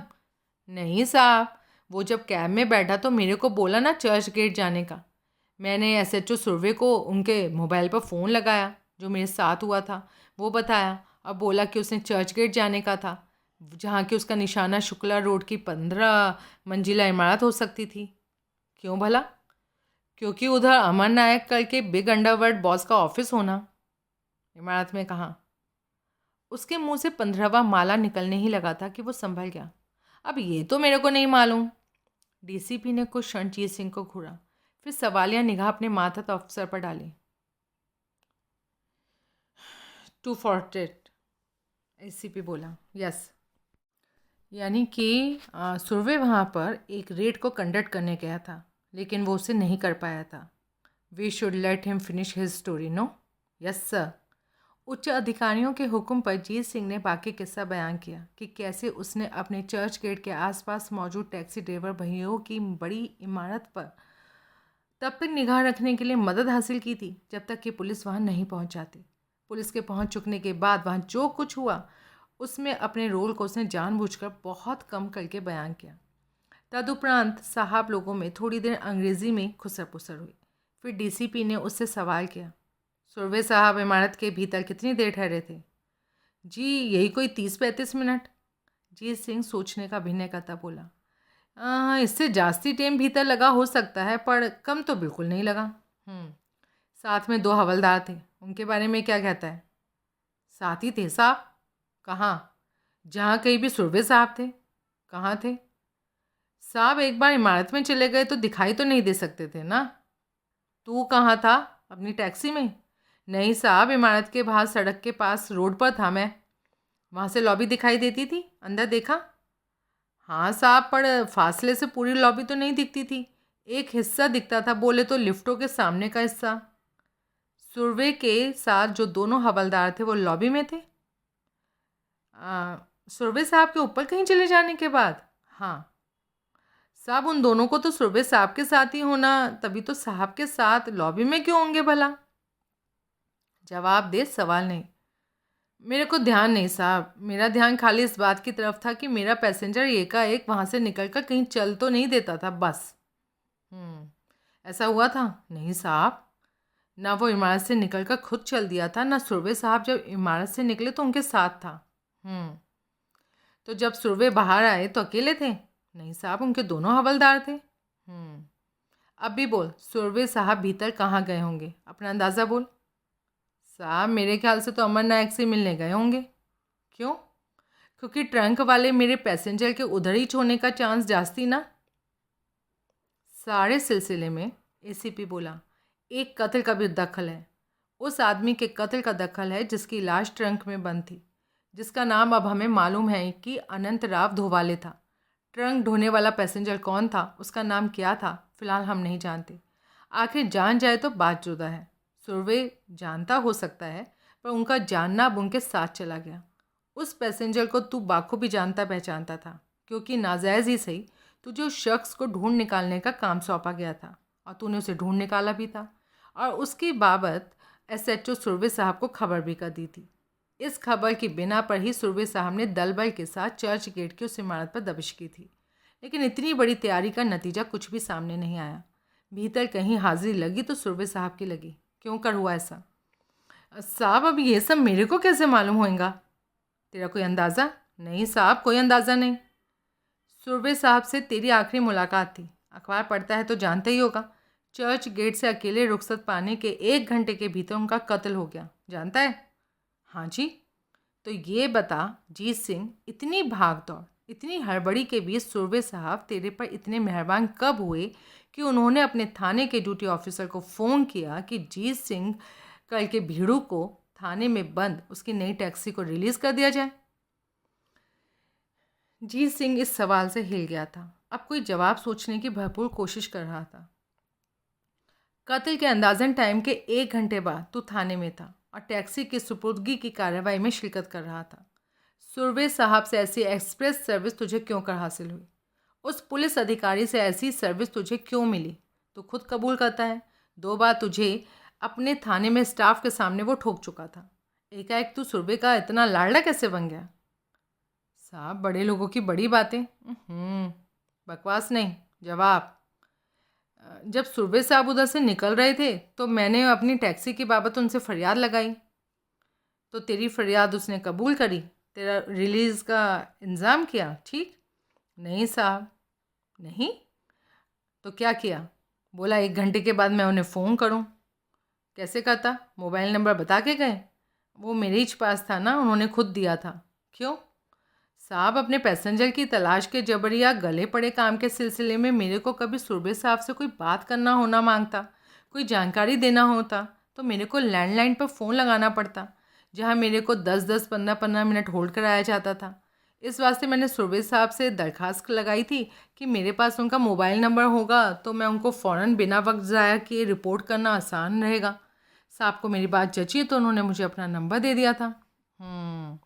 और हुक्म के मुताबिक 1 घंटे बाद मैंने साहब को फ़ोन लगाया, तब उन्होंने मेरे को गुड न्यूज़ दिया कि मैं थाने जाकर अपनी टैक्सी क्लेम कर लूँ। तब साहब कहाँ थे? मेरे को कैसे मालूम होगा साहब? उन्होंने बोला हो? नहीं। फ़ोन दिखा। जी। अपना मोबाइल निकाल के मेज़ पर रख। कोई बात आसानी से नहीं समझता। उसने मोबाइल हाकिम के सामने मेज़ पर रखा। दोनों बड़े अफसर मोबाइल के हवाले हुए। जीत सिंह को पूरा अंदाज़ा था कि वो दोनों मोबाइल में क्या चेक करते थे। थोड़ी देर बाद जीत सिंह को उसका फ़ोन लौटा दिया गया। उसमें क्या चेक किया गया था उसे किसी ने ना बताया कि कॉल का रिकॉर्ड चौकस पाया गया था। सुरभि साहब ने अपने फ़ोन पर जीत सिंह की कॉल रिसीव की थी। ईश्वर का शुक्र था कि वक्त रहते उसे उस कॉल की अहमियत सूझ गई थी और उसने हाकिम को अपनी कॉल रिसीव करने को मजबूर किया था। डीसीपी बोला, अभी चर्च गेट वाली इमारत के मुकाम पर फिर पहुंच। सुरभि साहब आखिर जब वापस आया तो तूने पूछा भीतर क्या हुआ? पूछा ही होगा, तभी तो अपने ड्राइवर भाइयों के साथ, खास हिमायतों के साथ बाहर डेरा डाले था तू। बोल, क्या जवाब मिला? सुरभि साहब बोला, मेरा पैसेंजर भीतर नहीं था। साहब बोला, या तो वो शुरू से ही भीतर नहीं था या चुपके से खिसक गया किसी और के साथ। ख़ास तौर पर मेरे ड्राइवर फ्रेंड्स को खबर ही ना लगी। फिर मैं खामोश हो गया, क्या करता? नहीं, तू खामोश ना हो गया, तू साहब पर इल्ज़ाम लगाने लगा कि साहब ने तेरे पैसेंजर को भीतर से जानबूझकर गिरफ्तार नहीं किया था। साहब जब इमारत के भीतर गया था तो खाली हाथ था। जब वापस लौटा था तो उसके हाथ में एक भारी बैग था जिसमें वो गुलदस्ता था जो साहब को तेरे पैसेंजर को न गिरफ्तार करने के एवज में हासिल हुआ था। ऐसे ही बोला मैं। तूने साहब पर यह इल्ज़ाम भी लगाया कि साहब को गुलदस्ता अमर नायक से हासिल हुआ था। तूने तो ये तक बोला था कि साहब ने अगर गुलदस्ता नहीं थामा था तो बैग खोलकर दिखाया उसमें क्या था। ये सब मैं बोला? हाँ, गवाह हैं हमारे पास। बड़ा अफसर ब्लफ खेल रहा था। जो कह रहा था अंदाजे से कह रहा था। उसका और सुरभि का वार्तालाप किसी ने सुना हो ये मुमकिन नहीं था। उस वार्तालाप के दौरान वहाँ उन दोनों के अलावा कोई नहीं था। बड़े अफसर को सिर्फ बैग की खबर हो सकती थी, बातचीत की नहीं। आप गवाह हो तो बुला लीजिए यहाँ पर, वो हिम्मत करके बोला। क्यों? डीसीपी के माथे पर बल पड़े। ताकि जो आप कहते हैं उसने कहा था वो मेरे मुंह पर कहे। हम तो ज़रूरी नहीं समझते ऐसा। साहब, आप गवाह का इतना मजबूत हवाला देते फिर भी कहते कि उसे मेरे रूबरू करना ज़रूरी नहीं समझते। अच्छी बहस कर लेता है, पढ़ा लिखा है। साहब लोगों के मुकाबले तो अनपढ़ ही हूँ, मैट्रिक तक पढ़ा। सुन और समझ, एक पुलिस अफसर का खून हुआ है। वो कैसा भी था, हम में से एक था। महकमा इतने बड़े वाक़ये की बाबत खामोश नहीं रहेगा। कातिल अपनी नापाक करतूत के बाद बच नहीं सकता। उसका पुलिस की गिरफ्त में होना और सख्त से सख्त सज़ा पाना महज वक्त की बात है। अगर सुरभि साहब के कत्ल से तेरा कोई दूर दराज का भी रिश्ता हुआ ना तो उसकी खबर हमें तो होकर रहेगी, और तेरा अंजाम क्या होगा ये तो खुद सोच समझ सकता है। समझा? जीत सिंह ने हौले से सहमति में सर हिलाया। और हाँ, ये भी समझ ले, तुझे माफ़ नहीं कर दिया गया है। पूछताछ के लिए तुझे कभी भी फिर बुलाया जा सकता है, इसलिए गायब ना हो जाना। तेरे भले के लिए बोलता हूँ, कहीं खिसक नहीं जाना। Flight is an evidence of guilt, समझा? पलायन गुनाह का अपने आप में सबूत होता है। फरार हो गया और फिर पकड़ा गया तो तेरे कातिल होने का ये काफ़ी सबूत होगा, इसलिए फ़रार होना चाहे तो भले ही हो जाना। है मर्जी फरार होना चाहेगा? उसने मजबूती में इनकार में सह हिलाया। तो इस वक्त तू जा, लेकिन याद रख, आइंदा दिनों में हर वक्त हर घड़ी तू हमारे रडार पर होगा। जीत सिंह ने उठकर दोनों अफसरान का अभिवादन किया और उनके हुजूर से रुखसत हुआ। जीत सिंह नहीं जानता था कि जिस वक्त दादर में पुलिस के बड़े अफसरान के सामने उसकी पेशी हो रही थी, एन उसी वक्त पुलिस की 2 टीमें उसके चिंच पोकली और जम्बूवाड़ी में स्थित भूतपूर्व और वर्तमान आवास के ताले जबरन खोलकर वहाँ की बारीक तलाशी ले रही थीं। दोनों टीमों को नहीं बताया गया था कि तलाशी में ख़ास तौर से उन्हें किस चीज़ पर निगाह रखनी थी। अलबत्ता ये हुक्म बराबर था कि जो भी संदिग्ध चीज़ दिखाई दे उसे काबू में करना था। उसका विशिष्ट विश्लेषण बाद में होता रहता। पुलिस की उस जोर ज़बरदस्ती को सबने देखा, लेकिन किसी की एतराज़ करने की हिम्मत नहीं हुई। उनमें आपस में खुसर पुसर फिर भी हुई थी कि वो पुलिस थे ही नहीं, पुलिस के भेष में कोई मवाली थे। लेकिन उस बात को पुरजोर कहने की किसी की मजाल नहीं हुई। उन लोगों ने अपना काम किया और फिर जाती बार पड़ोस में हुक्म सुना दिया कि खोली में नया ताला खरीद कर लगा दें। कोई बरामदगी के काबिल आइटम किसी की निगाह में नहीं आया। खाली या भरा हुआ कोई एयरबैग भी नहीं। सोलंकी की निगाह में विनायक राव ने कमाल किया, जो उसने महाडिक का पता निकाल भी लिया। महाडिक का पूरा नाम भाऊराव बसंतराव महाडिक था और टॉप बॉस की गैर हाजिरी में उसी का दर्जा टॉप बॉस का था। दुबई गैंग के बारे में यहाँ तक कहा जाता था कि किसी की भी पहुँच महाडिक से ऊपर नहीं थी, भले ही वो गैंग में कितने ही इम्पोर्टेंट करके भीड़ू क्यों ना हो। विनायक राव को मालूम हुआ था कि हाल में दुबई गैंग और अमर नायक के बीच जो गैंगवार छिड़ गई थी, उसकी रूह में, ख़ास तौर से पिछली रात धारावी में मचे कत्लेआम की रूह में, महाडिक अब वक्ती तौर पर जूहू के होटल अमृत इंटरकॉन्टिनेंटल में शिफ्ट कर गया था। अमृत 400 कमरों का होटल था और अपनी भरपूर कोशिशों के बावजूद विनायक राव नहीं जान पाया था कि महाडिक कौन से कमरे में था। वहाँ सिक्योरिटी इतनी प्रबल थी कि लिफ्ट में सवार होने के लिए भी मैग्नेटिक कार्ड की ज़रूरत होती थी, जो कि मेहमान के कमरे का मैग्नेटिक की कार्ड ही होता था। कोई किसी तरीके से किसी फ्लोर पर पहुंच बना भी लेता था तो तत्काल वहां तैनात सिक्योरिटी स्टाफ द्वारा सवाल होता था कि अगर वो रेजिडेंट था तो अपना रूम नंबर बताए, किसी का मेहमान था तो पहले नीचे रिसेप्शन पर जाए, अगर वो भी नहीं था तो फ़ौरन वहाँ से रुखसत हो जाए। तभी एक जुदा किस्म की जानकारी विनायक राव के हाथ आई थी। उस होटल में मौजूद एक मर्सिडीज़ SLR 380 की खबर लगी, जो कि महाडिक की थी और चेकिंग के वक्त से ही होटल के सामने की ग्राउंड लेवल पार्किंग में खड़ी थी। तब महाडिक तक पहुंच बनाने की तरकीब उसे सूझी। 1 घंटे बाद ट्रैफिक पुलिस के सब इंस्पेक्टर की वर्दी में वो अमृत होटल पहुंचा। उसके साथ 2 प्यादे थे जो ट्रैफिक पुलिस के हवलदार की वर्दी पहने थे। वो तीनों रिसेप्शन पर पहुंचे। इत्तेफाक से उस वक्त रिसेप्शन पर आम से ज़्यादा भीड़ थी। विनायक राव ने हाथ के इशारे से एक काला कोटधारी रिसेप्शन क्लर्क को करीब बुलाया और रॉब से बोला, बाहर फ्लोर लेवल पार्किंग में मर्सिडीज़ SLR 380 खड़ी है, उसका मालिक कौन है? क्यों पूछते हैं? एक्सीडेंट हो गया है। मालिक का? मर्सिडीज़ का।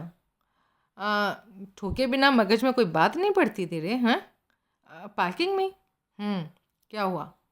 कोई पार्किंग से अपनी कार निकालता उसको ठोक कर मार गया है। एक हेडलाइट टूट गई है और फ्रंट बम्पर उखड़ गया, नीचे गिर गया। आपको कैसे खबर मिली? 100 नंबर पर फ़ोन आया। जिसने एक्सीडेंट किया खुद उसने फ़ोन किया।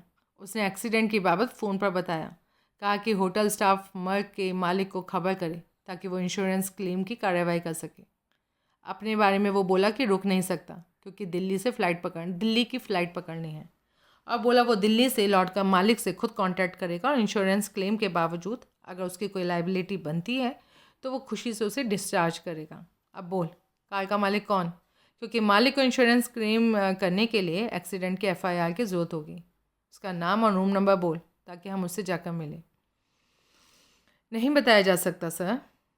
पुलिस पूछ रही है तो भी नहीं बताया जा सकता। आप एक्सीडेंटल कार के पास इंतज़ार कीजिए, हम मालिक को खबर करते हैं। क्लर्क ने वो बात इतनी दृढ़ता से कही कि विनायक राव को उससे बहस करना बेकार लगा। Okay, hurry up. महाडिक को एक्सीडेंट की खबर की गई। उसे बहुत गुस्सा आया। वो पहले से ही बुरे मूड में था, अब इस खबर ने उसे और सुलगा दिया था। उसी मूड में 7वीं मंजिल के अपने कमरे से निकलकर वो नीचे पहुंचा। वो होटल के मेन ग्लास डोर की ओर बढ़ने लगा कि एकाएक ठिठका। कहीं कोई फंदा तो नहीं था? आजकल दुबई गैंग का वक्त ख़राब चल रहा था। ऐसा तो नहीं कि सावधानी बरतने में हर्ज ही क्या था? उसने लॉबी में मौजूद एक स्टीवर्ड को पकड़ा और उसके हाथ में थमा अपने रूम का की कार्ड दिखाता बोला, my name is Mahadik, I am a resident. What can I do for you sir? मेरे को थोड़ी देर के लिए दूरबीन की ज़रूरत। You mean binocular sir? I mean what I said. वो हड़बड़ाया। In a minute sir, I will be there.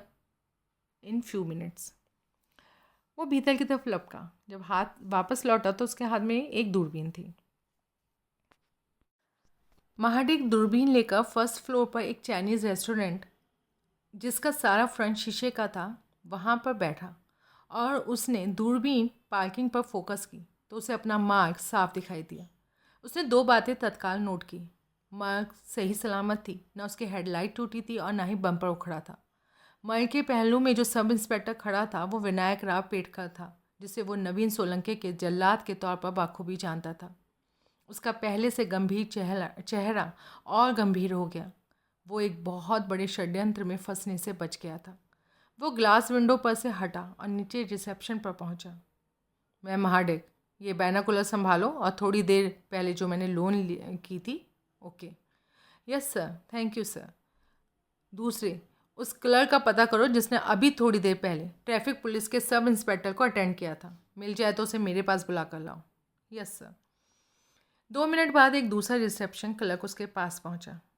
तुमने ट्रैफिक पुलिस के उस सब इंस्पेक्टर की बात की थी जिसने यहाँ आकर मिस्टर महाडिक की मार्क को पहुँचे डैमेज के बारे में बोला था?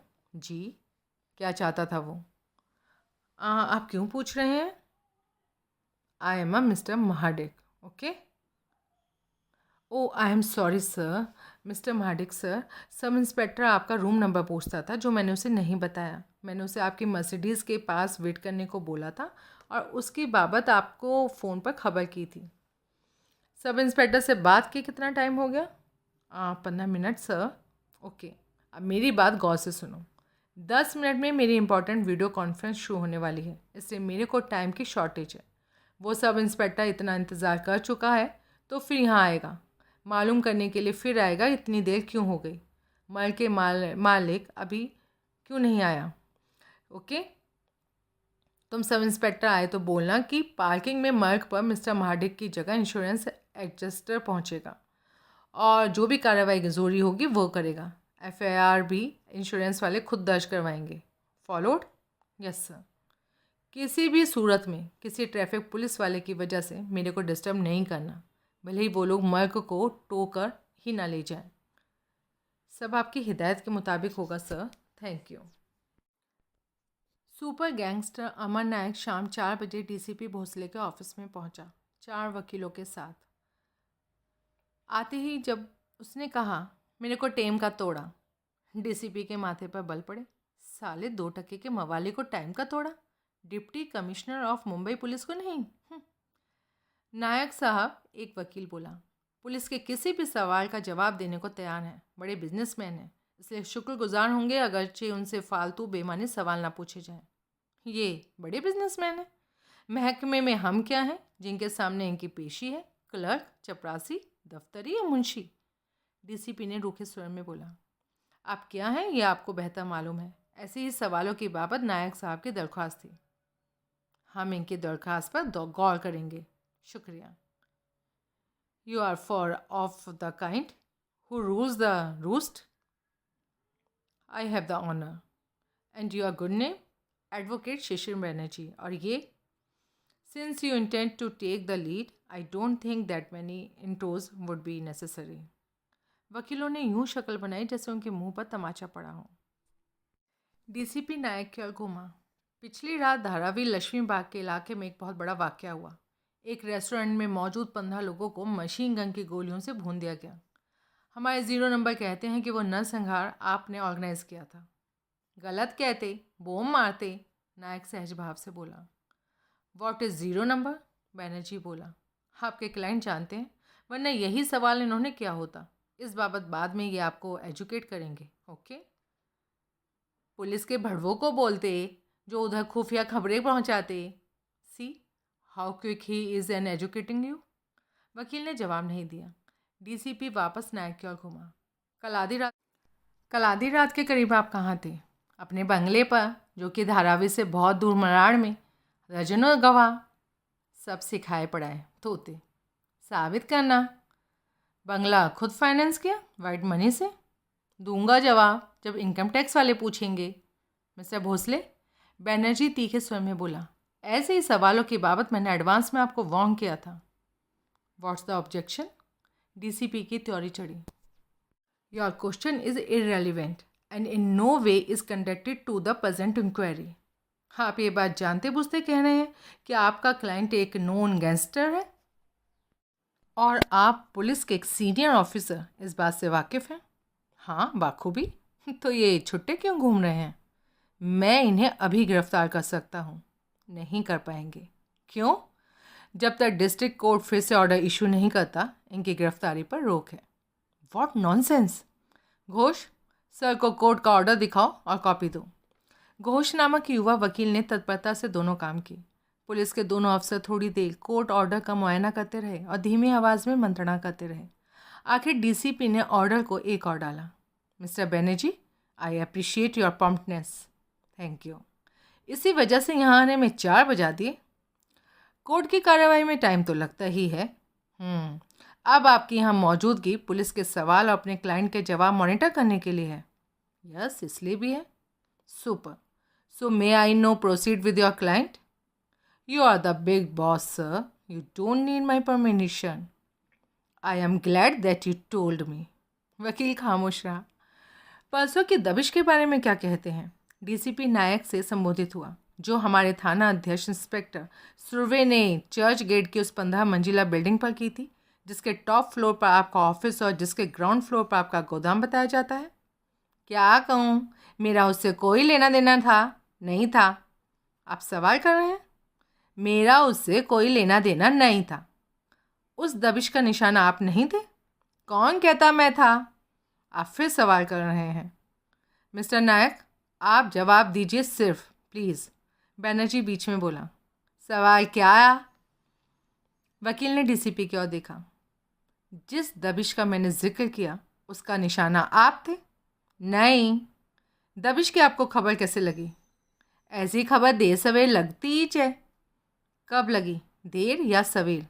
समझा नहीं। जल्दी लगी या देर से लगी? पुलिस की मौजूदगी में लगी या पुलिस के जाने के बाद लगी? अच्छा, वो जल्दी लगी। मेरा एक मुलाजिम बाहर से आया, उसने बताया बिल्डिंग के सामने पुलिस का जमावड़ा। और ये नहीं बताया किस वजह से कहाँ निशाना था? नहीं, ये तो नहीं बताया। जब इंस्पेक्टर सुर्वे टॉप फ्लोर पर जाकर आपसे मिला था तो? मेरे से कोई इंस्पेक्टर नहीं मिला, मेरे पास कोई पुलिस वाला आई ही नहीं। इंस्पेक्टर सुर्वे खुद, साथ में 2 हवलदार? कोई नहीं। इंस्पेक्टर सुर्वे को जानते हैं? नाम से वाकिफ़ हूँ। कभी मुलाकात नहीं हुई, जैसे परसों शनिवार शाम? नहीं। इंस्पेक्टर सुर्वे जब बिल्डिंग में दाखिल हुआ था तो खाली हाथ था, लेकिन जब लौटा था तो उसके पास एक एयर बैग था जो देखने में भारी लगता था। वो बैग उसके पास कहाँ से आया?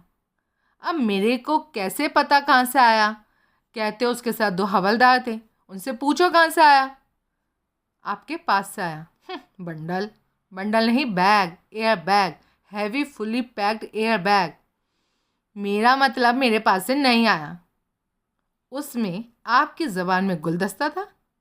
मेरी ज़बान बोले तो रिश्वत का पैसा। कितना? आप बताइए। 100 करोड़? हाँ, मजाक कर रहे? नहीं अफसर साहब, आप मजाक कर रहे हैं। जमा चोर बहका रहा आपको। मुझे ज़बान देने की कोशिश कर रहे हैं आप। डीसीपी सकपकाया। बनर्जी ने प्रशंसात्मक निगाह से अपने क्लाइंट की ओर देखा। आपको इंस्पेक्टर सुर्वे के कत्ल की खबर है? हाँ है। चर्च गेट से रवाना होने के 1-1.25 घंटे के बाद ही उसको किसी ने शूट कर दिया था, लेकिन तब भारी बैग बरामद नहीं हुआ था। कहाँ गया? मेरे से पूछ रहे? हाँ, यही समझ लीजिए। समझ लेता, मेरे को बैग की कोई खबर नहीं, कैसी भी कोई खबर नहीं। कब पास नहीं था, कब था, मुझे क्या पता। जिसने दिया उसने बाजरिया कत्ल वापस ले लिया। हो सकता। तुम लोग ऐसा समझता तो कातिल को पकड़ो, बैग बरामद हो जाएगा। कातिल को पकड़े? हाँ, जो कोई भी है। आप नहीं जानते वो कौन है? कैसे जानूंगा भला? तो मैं इस बात को फाइनल समझूं कि बैग इंस्पेक्टर सुर्वे को आपसे हासिल नहीं हुआ था। अब मर्जी है तुम्हारी, चाहे फाइनल समझो सेमीफाइनल समझो, हकीकत नहीं बदल सकती कि परसों शाम मेरे ऑफिस में मेरा किसी पुलिस वाले से वास्ता नहीं पड़ा। अगर कोई कहता ऐसा हुआ मेरे सामने लाओ, और नहीं तो उन 2 हवलदारों को ही मेरे सामने लाओ जो कहते हो हर घड़ी अपने इंस्पेक्टर के साथ थे। गुजरे मंगलवार को दोपहर के करीब ख्याली ट्रंक हाउस, मुस्तफ़ा बाज़ार, भाईखला से शुक्ला रोड, चर्च गेट आपके गोदाम में एक बड़ा ट्रंक डिलीवर किया गया था। उसकी बाबत आप क्या कहते हैं? जवाब ये सोचकर दीजिएगा कि हमारे पास डिलीवरी का चश्मदीद गवाह है जो आप जब चाहेंगे पेश कर दिया जाएगा। कौन है जो? गोटिया नाम का एक 13-14 साल का छोकरा है जो भाईखला स्टेशन के बाहर के और उधर के टेम्पो स्टैंड के सामने के टी स्टॉल पर काम करता है। जिस टेम्पो पर ट्रंक नीचे आपके गोदाम में डिलीवर किया गया था उस पर गोटिया भी सवार था, जिसको कि चर्च गेट से आगे कहीं जाना था और जहाँ के लिए वो पाँव निकल लिया था, लेकिन जाने से पहले उसने ट्रंक गोदाम में पहुँचाया जाता देखा था। क्या कहते हैं आप इस बारे में? वो मेरे एक मुलाजिम की करतूत थी। खबर लगती मैंने उसे नौकरी से निकाल दिया। तो आप मानते हैं कि नीचे आपके गोदाम में ट्रंक डिलीवर हुआ था और उसको एक लाश ढोने के काम में लाया गया था? मुझे नहीं पता नीचे क्या हुआ, खाली ये पता कि जो किया था मेरे मुलाजिम ने किया था, अपनी निजी हैसियत से किया था, मेरी जानकारी के बिना किया था। गोदाम तक उसकी पहुंच आम थी? गोदाम तक उस जैसे किसी भी भीड़ों की पहुंच आम बात है। मेरे टॉप फ्लोर के फ्लैट में, जो कि मेरा ऑफिस भी है, गोदाम की चाबियां मेन डोर के भीतर कील पर इसलिए टंगी रहती हैं ताकि मेरे से ताल्लुक़ रखते हर भीड़ों को पहुंच में आ जाए। मैं वहाँ हमेशा मौजूद तो नहीं होता ना, लेकिन फ्लैट हमेशा आबाद होता है। मेरा निजी नौकर तारानाथ हमेशा वहाँ मौजूद होता, यानी गोदाम के किसी बेजा इस्तेमाल की गुंजाइश हमेशा रहती है। अब है तो ऐसा ही। क्या बेजा इस्तेमाल किया आपके मुलाजिम ने? पहले कत्ल किया, फिर एक बड़े ट्रंक का इंतज़ाम किया जिसमें बंद करके लाश को वहाँ से निकाला और वहाँ से दूर सरे राह छोड़कर भाग गया। मुझे कत्ल की कोई खबर नहीं। जिस बात की सारे शहर को खबर है आपको नहीं। अब सारे शहर से तो मेरा दुआ सलाम नहीं ना। आपने अपने मुलाजिम को नौकरी से निकाला सिर्फ इसलिए कि उसने आपके गोदाम में आपकी जानकारी के बिना एक ट्रंक रिसीव किया, बस। और जो कुछ भी किया वो मेरी जानकारी में नहीं किया। आपने मेरे असल सवाल का जवाब नहीं दिया। उसके व्यवहार से लगता कि उसने ऐसा कुछ किया जो उसे नहीं करना चाहिए था। पूछने पर बेतुका जवाब देता था। मेरे को बोलता मैं ही ना जानूं तो अच्छा था। ऐसा जवाब देने वाले को कैसे मैं अपनी मुलाजिमत में रखे रह सकता था? फ़ौरन बाहर किया। तो लाश आपके गोदाम में थी? भाई मुझे नहीं पता, मैं नीचे नहीं जाता, क्या करूँगा जाके? वो गोदाम है जहाँ मेरा कोई काम नहीं होता, ऊपर ऑफिस है, वहीं मेरा काम होता। तो सारी बात का सार ये हुआ कि आपको कत्ल की खबर नहीं थी। खबर तभी लगी जबकि लाश वाला ट्रंक चर्चा में आया। तब तक आप अपने मुलाजिम को नौकरी से निकाल चुके थे? हाँ। आप चाहें तो अब उससे कांटेक्ट कर सकते हैं। नहीं, जब नौकरी से निकाला तो कहता था कि शहर ही छोड़ के जा रहा। अब उसका यहाँ कोई काम नहीं था। अब मुझे क्या पता कहाँ गया। कब निकाला आपने नौकरी से? उसने तत्काल उत्तर नहीं दिया। डीसीपी धीरज से प्रतीक्षा करता रहा। परसों। कमाल है, अभी परसों की बात तो याद करने में आपको इतना टाइम लगा। वो खामोश रहा। इतनी जल्दी शहर कोई नहीं छोड़ जाता, टाइम लगता है ऐसी तैयारियों में। बहुत मुमकिन है कि वो अभी यहीं होगा। उसका लोकल पता बताइए। मेरे को नहीं मालूम, ऑफिस में कहीं दर्ज होगा, मिलेगा तो भेज दूंगा। ओके, अब ये तस्वीर देखिए, इसे पहचानते हैं आप? डीसीपी ने उसके सामने एक 4x6 इंच का black and white camera print रखा। नायक ने तस्वीर देखी तो तत्काल बोला, यही तो मेरा वो मुलाजिम जिसे मैंने डिसमिस किया था, नाम समील केतकर। इसकी तस्वीर आपके पास कहाँ से आई? हमारे दिवंगत एसएचओ सदाशिव राजाराम सुर्वे के ऑफिस टेबल के दराज में से। ये डीसीपी ने एक A4 साइज़ का पेपर उसके सामने रखा, फोटोशॉप कंप्यूटर प्रिंट आउट भी। हाँ, समील केतकर। तो आप ये दोनों तस्वीरें पहले देख चुके? बोले तो। इंस्पेक्टर सुर्वे ने आपको दिखाई? कब? जब वो आपसे मिला। कब मिला मेरे से?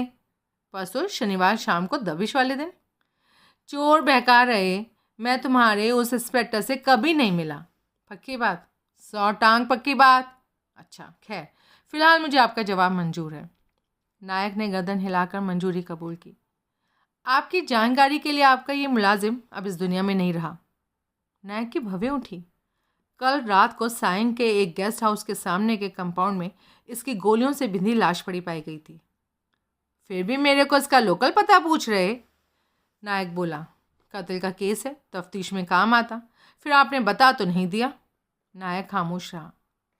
ये हैरानी की बात नहीं कि परसों आपने जिस शख्स को अपनी मुलाजमत से डिसमिस किया, कल रात उसका कत्ल हो गया।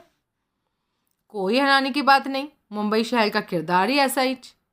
वही एक शख्स था जो बता सकता था कि मंगलवार दोपहर से पहले आपके गोदाम में क्या हुआ था। हमें तो लगता है कि इस बाबत उसका मुंह बंद करने के लिए ही उसका कत्ल हुआ है। किसने किया? हाँ बताइए। भाई मैं कैसे बताऊं? ऐसे जवाब देकर आप एक कत्ल की या उसका प्रत्यक्ष में या परोक्ष में गवाह होने की जिम्मेदारी से नहीं बच सकते। आपका अभी यहाँ दिए बयान में बहुत झोल है, जिनको हम फिलहाल इसलिए नज़रअंदाज कर रहे हैं क्योंकि खुद अभी हमारी तैयारी भी कदरन कमज़ोर थी। अब पुलिस के अगले बुलावे का इंतज़ार कीजिएगा। हो सकता है अगली बार 4 से ज़्यादा वकीलों की ज़रूरत महसूस करें। ऐसा हो तो खबर कीजिएगा। हम मीटिंग का इंतज़ाम वानखेड़े स्टेडियम में करेंगे। फिर भले ही दर्जन वकीलों के साथ आइएगा। जय हिंद। डीसीपी ने मीटिंग को यूं एकाएक समापन किया कि मेहमानों को एहसास ही ना हुआ कि उन्हें रुखसती का नोटिस दिया जा रहा था। फिर सब हड़बड़ाए से उठे। किसी ने अभिवादन किया, किसी ने होठों में बुदबुदा कर जवाब जय हिंद कहा। नायक ने ऐसा कोई मुलाहिजा न निभाया। रुखसती में वो सबसे पहले वहाँ से बाहर निकला। नवीन सोलंकी डीसीपी की हाजिरी भुगताने गए अपने बॉस के साथ जाना चाहता था, लेकिन एडवोकेट बनर्जी ने खुद उसे ऐसा करने से मना किया था। लिहाजा वो चर्च गेट बॉस की वापसी का इंतज़ार कर रहा था, जबकि बॉस का फ़ोन आया और उसने बताया कि वहीं से सीधा घर जा रहा था। अब उसे सोलंकी की जोर नहीं थी। सोलंकी ने चैन की सांस ली। ऐसा कहाँ कभी होता था कि बॉस की खिदमत में उसे रात के 2 बजे। अपनी कार खुद ड्राइव करता वो नज़दीकी सुपरमार्केट में पहुंचा। सोलंकी की ये भी खूबी थी कि वो बॉडीगार्ड्स के साथ नहीं चलता था। इस सिलसिले में वो अपने नामालूम पर्सनैलिटी को कैश करता था। सो उसके म्यूनिसिपैलिटी का क्लर्क जैसा कोई निरीह प्राणी होने की चुगली करती थी। उसे राह चलते देखकर कोई नहीं कह सकता था कि वो टॉप के मवाली अमर नायक का दायां हाथ था और खुद खतरनाक मवाली था, हत्यारा था। मार्केट में वो उन रैक्स की ओर बढ़ा जहाँ उसका पसंदीदा आइटम मौजूद थी। साहब, सोलंकी ठिठका। उसने घूमकर पीछे देखा। जय हिंद बोलता साहब। कौन है भाई तू? साहब मैं। कौन? पहचाना जैसा लग रहा है तू। साहब आप सोलंकी बॉस? हाँ तू कौन? मैं जीत सिंह। हाँ नाम भी सुना हुआ लगता है, कुछ याद नहीं आ रहा। साहब मैं एक टाइम आपसे बिग बॉस के ऑफिस में मिला था। भारत श्रेष्ठ मेरे को उधर लेके गया था। साहब मैं बिग बॉस के हुक्म पर दादर रेलवे स्टेशन के क्लॉक रूम से हीरे निकाल के लाया था जो नकली निकले थे, और तब मेरे को इनाम के तौर पर। ओह हाँ याद आया। अच्छा तू वो जीत सिंह है जिसे नायक साहब ने खुद लाख रुपए का इनाम दिया था? हाँ साहब। अभी क्या मांगता तेरे को? साहब बात करना मांगता। तेरे को मालूम था मैं इधर आई? हाँ साहब। कैसे मालूम था? साहब मैं चर्च गेट पर बिग बॉस के ऑफिस वाला 15 मंजिला इमारत के सामने वेट करता ना। तो कहीं तू ये तो नहीं कहना चाह रहा वहाँ से तू मेरे पीछू लगा? साहब आपका कोई भीड़ू आपको बिल्डिंग के बाहर सड़क पर ही आपकी कार दे के गया था और आप उसको खुद ड्राइव करते निकल लिए थे। तो तू पीछे दौड़ पड़ा था? साहब मैं एक फेलो कैब ड्राइवर फ्रेंड की कैब में था। अच्छा तभी। तो तूने क्यों करा मेरा पीछा? साहब मजबूरी। क्या? बोलूँगा ना साहब, मैं बोला ना मैं आपसे बात करना मांगता। बोल। हाँ साहब बोले तो इम्पोर्टेंट करके। साले घोंचू, तू इस काबिल हो गया कि मेरे से बात करे? अभी क्या बोलेगा साहब, मजबूरी बहुत कुछ कराती ना। फैंसी बातें करता जो साली मगज में पड़ती है ही नहीं। ठीक है कर। साहब थोड़ा जास्ती बोलना मांगता है, बोले तो थोड़ी लंबी बात करना मांगता। फूट ले यहाँ से। साहब मेरी बात खाली मेरे को नहीं आपके भी काम की हो सकती। क्या है बोल जल्दी। साहब जब बिग बॉस की डीसीपी भोसले के ऑफिस में पेशी थी ना। सोलंकी के चेहरे पर हैरानी के भाव आए। तेरे को कैसे मालूम?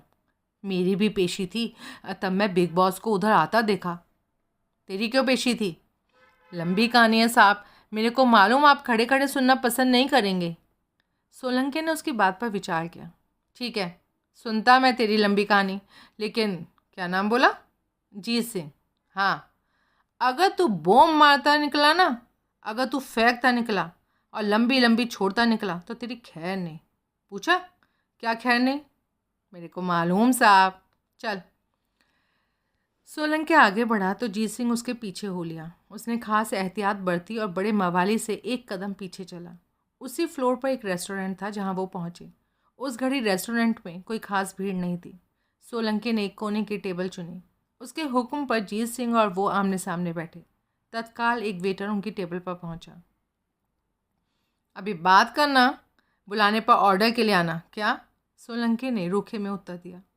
उसका वेटर पर ऐसा रौब पड़ा कि वेटर फौरन वहाँ से गायब हुआ। अब बोल, टेम वेस्ट के बिना बोल। आजू बाजू का कोई बात नहीं, सीधा मतलब की बात पर आने का। मालूम नहीं क्यों मैं तेरे जैसे खजूर के साथ टाइम खोटी करता, पर अभी करता तो फिर करता। चल हो जा शुरू। जीत सिंह ने सावधानी से शब्द चयन करते हुए पिछले मंगलवार से शुरू ही अपने आप बीते बयान करनी शुरू की। ज्यों ज्यों वो आगे बढ़ता गया, सोलंकी की आंखें फैलती चली गईं, लेकिन उसने बिना जीत सिंह को टोके उसके मुंह से निकला एक एक शब्द सुना। आखिर जीत सिंह खामोश हुआ। फिनिश? जीत सिंह ने सहमति में सर हिलाया। कुछ भूल गया हो तो याद कर ली, कुछ कहने से रह गया तो अब भी बोल, मौका है तेरे पास। फुल स्टोरी बोला साहब। बढ़िया, अब भी बोल, मांगता क्या तेरे को? अपनी स्टोरी सुनाने को तू मेरे पीछू आया नहीं। अब वो बात बोल जिसकी वजह से तेरे को ये स्टोरी करनी पड़ी। बोलता ना साहब। अभी जैसा कि मैं बोला, मेरी पुलिस के 2 अफसरों के सामने पेशी हुई, लेकिन उनके तब के मिजाज से साफ जाहिर था कि उनको मेरे बयान पर कतई कोई एतबार नहीं था, और ये बात उन्होंने मेरे से छुपाई भी नहीं थी। लेकिन हैरानी की बात, बिना मुझे डराए धमकाए, बिना मेरे पर अपनी कोई पुलिस या ताकत आजमाए मुझे जाने दिया। वजह बोलूँ मैं? हाँ बोलता साहब, मैं बताता ना आपको। मैं बोले तो अफसर लोग मेरे साथ पतंगबाजी करता था। क्या? पतंग को ढील देते हैं ना साहब, जब वो गिरने लगती तो खींच लेते। यही किया मेरे साथ। मेरे को आज़ाद छोड़ दिया। बोले तो ढील दिया, अब जब चाहेंगे वापस खींच लेंगे, और जब इस बार खींच लेंगे तो मेरे को पक्की की फिर ढील नहीं देंगे। साहब लोग कभी भी मेरे को पकड़ मंगवाएंगे, और इस बार ज़बानी कार्रवाई नहीं करेंगे। मेरे को अपने ऑफिस में बुलाकर जवाब तलबी नहीं करेंगे। मेरे साथ अपने खास पुलिसिया तरीके से पेश आएंगे। बोले तो 3rd डिग्री के लिए मेरे को मातहतों के हवाले करेंगे। जब मेरे लिए अपनी ज़बान बंद रख पाना नामुमकिन होगा। हाँ तो भुगतना साहब। कैसे बोलूँ साहब, ये कहना आसान पर भुगता नहीं जाएगा। इस वास्ते उस अंजाम तक पहुँचने से पहले मेरे को कुछ करना ज़रूरी था। ज़रूरी था तो क्या किया? मेरे पीछे लगा। वजह बोल। साहब हिम्मत करके बोलता, डीसीपी भोसले साहब के ऑफिस में मेरी जैसी पेशी बिग बॉस नायक साहब की भी थी। तेरे को कैसे मालूम? मैंने उन्हें कई लोगों के साथ डीसीपी के ऑफिस पहुंचते देखा ना। आधे घंटे बाद वो वहाँ से रुखसत हुए, तो तू वहाँ रुका रहा आधा घंटा, ये देखने के लिए रुका कि बिग बॉस को वहाँ क्या ट्रीटमेंट हासिल होता। क्या हुआ? साहब मैं अपने अंदाजा ही बोलता बिग बॉस मुंबई पुलिस के डीसीपी की हाजिरी भरता था, तो हाजिरी के काबिल बिग बॉस के खिलाफ कुछ तो होना बरोबर। इस वास्ते जाहिर कि पुलिस ने बिग बॉस को कोई ढकी छुपी वार्निंग देकर ही छोड़ा होगा, जैसे तेरे को छोड़ा, पतंग को ढील दी तेरी जबान में। साहब मेरा और बिग बॉस का क्या मुकाबला? मैं साला मामूली भीड़ू टपोरी, बिग बॉस तो बिग बॉस। उनके हाथ में ताकत। दोबारा पेशी की नौबत आने से पहले बिग बॉस अपना बड़ी हैसियत से मैच करता, यकीनन कुछ तो करेगा। ऐसा बड़ा दमदार कुछ करेगा, फिर कभी उसकी पुलिस के द्वारा पेशी की नौबत ही नहीं आएगी। अब आगे बोल, इससे तेरा क्या लेना देना? साहब मेरे को मांगता, जो बिग बॉस करे उसका फ़ायदा मेरेज को भी हो। सोलंकी ने आप पलक उसे देखा। उसे विचलित होता ना पाकर बोला, तेरे को मुंह लगाया, सामने बिठाया, इसलिए मेरा सवाल क्यों होना चाहिए था? अभी पूछता है कैसे? जवाब दे मुझे, कैसे? मेरे को पक्की कि बिग बॉस ऐसा कुछ करेगा कि पुलिस उसका पीछा छोड़ देगी। साहब मेरे को मांगता, जैसे पुलिस बिग बॉस का पीछा छोड़े मेरा भी छोड़ दे। कैसे? साहब माफ़ी के साथ बोलता, एक ही जगह तो होती भाई लोगों की ताकत, बिग बॉस जैसे लोगों की ताकत। साफ साफ बोल। गुलदस्ता। क्या? जो थानेदार सुरभि साहब को मिला तो वो टला। अभी बिग बॉस को बड़ा अफसर लोग डील करता, इस वास्ते बड़ा गुलदस्ता। बड़े अफसर लोगों की हैसियत से मैच करता बड़ा गुलदस्ता। जो बिग बॉस पेश करना अफोर्ड कर सकता है, पर जीत सिंह जिसका सपना भी नहीं देख सकता। क्या कहना चाहता है साहब? पुलिस जब बिग बॉस का पीछा छोड़ेगी तो उनके इशारे की देर पुलिस मेरा भी पीछा छोड़ देगी। बहुत ऊंचा नहीं उड़ रहा तू? औकात नहीं पहचानता अपनी? पहचानता ना साहब, बरोबर पहचानता। बिग बॉस के मुकाबले में मैं उसके पाँव की धूलीच नहीं। बदले में नायक साहब को क्या मिलेगा? साहब मैं बोला ना, पाँव की धूल। मेरी हैसियत ना कुछ देने की ना कभी होगी। मैं खाली इतना कर सकता कि SHO सुरभि को मिला गुलदस्ता लौटा दूंगा। ऐसा कहकर तू इस बात को मोहर बंद कर रहा है कि सुरभि का कातिल तू? जीत सिंह खामोश रहा। साइज बोल गुलदस्ते का। जी? उस गुलदस्ता को लौटा देगा, उसका साइज बोल। तुमने को मालूम साहब, आखिर देने वाले तो येड़ा साला कुछ सुनता नहीं समझता नहीं, खाली बोलता है। जो मेरे को मालूम वो तेरे को भी मालूम। ये पक्की करने का अभी समझ उस जबान में जो तू ये टेम बोलता। 30 पेटी। अब भी बोल, क्या औकात हुई 30 पेटी की उस रकम के मुकाबले में जो नायक बॉस को पुलिस ने बड़े अफसरान को चढ़ानी पड़ेगी? साहब मेरे को फुल अंदाज़ा कि वो रकम बहुत बड़ी होंगी, पर बूंद बूंद से ही तो घड़ा भरता। शाने, जो रकम तू लौटाने को बोलता वो है ही नायक बॉस की थी। जब काबू से बाहर हो गई तो कैसे उनकी रही? जबान अच्छी लड़ाता है। अब भी बोल, तेरी पेशकश बिग बॉस को ना कबूल हो तो आपकी अपनी जान छुड़ाने के लिए मेरे को मुखबिर बनना कबूल करना होगा। सोलंकी ने हैरानी से जीत सिंह की ओर देखा। जीत सिंह ने उससे निगाह ना मिलाई। क्या मुखबरी करेगा तू? साहब छापे में भी आया है कि पुलिस ये जानने में नाकाम रही कि चर्च रोड की 15 माले की बिल्डिंग में थानेदार सुरभि का निशाना कहाँ था।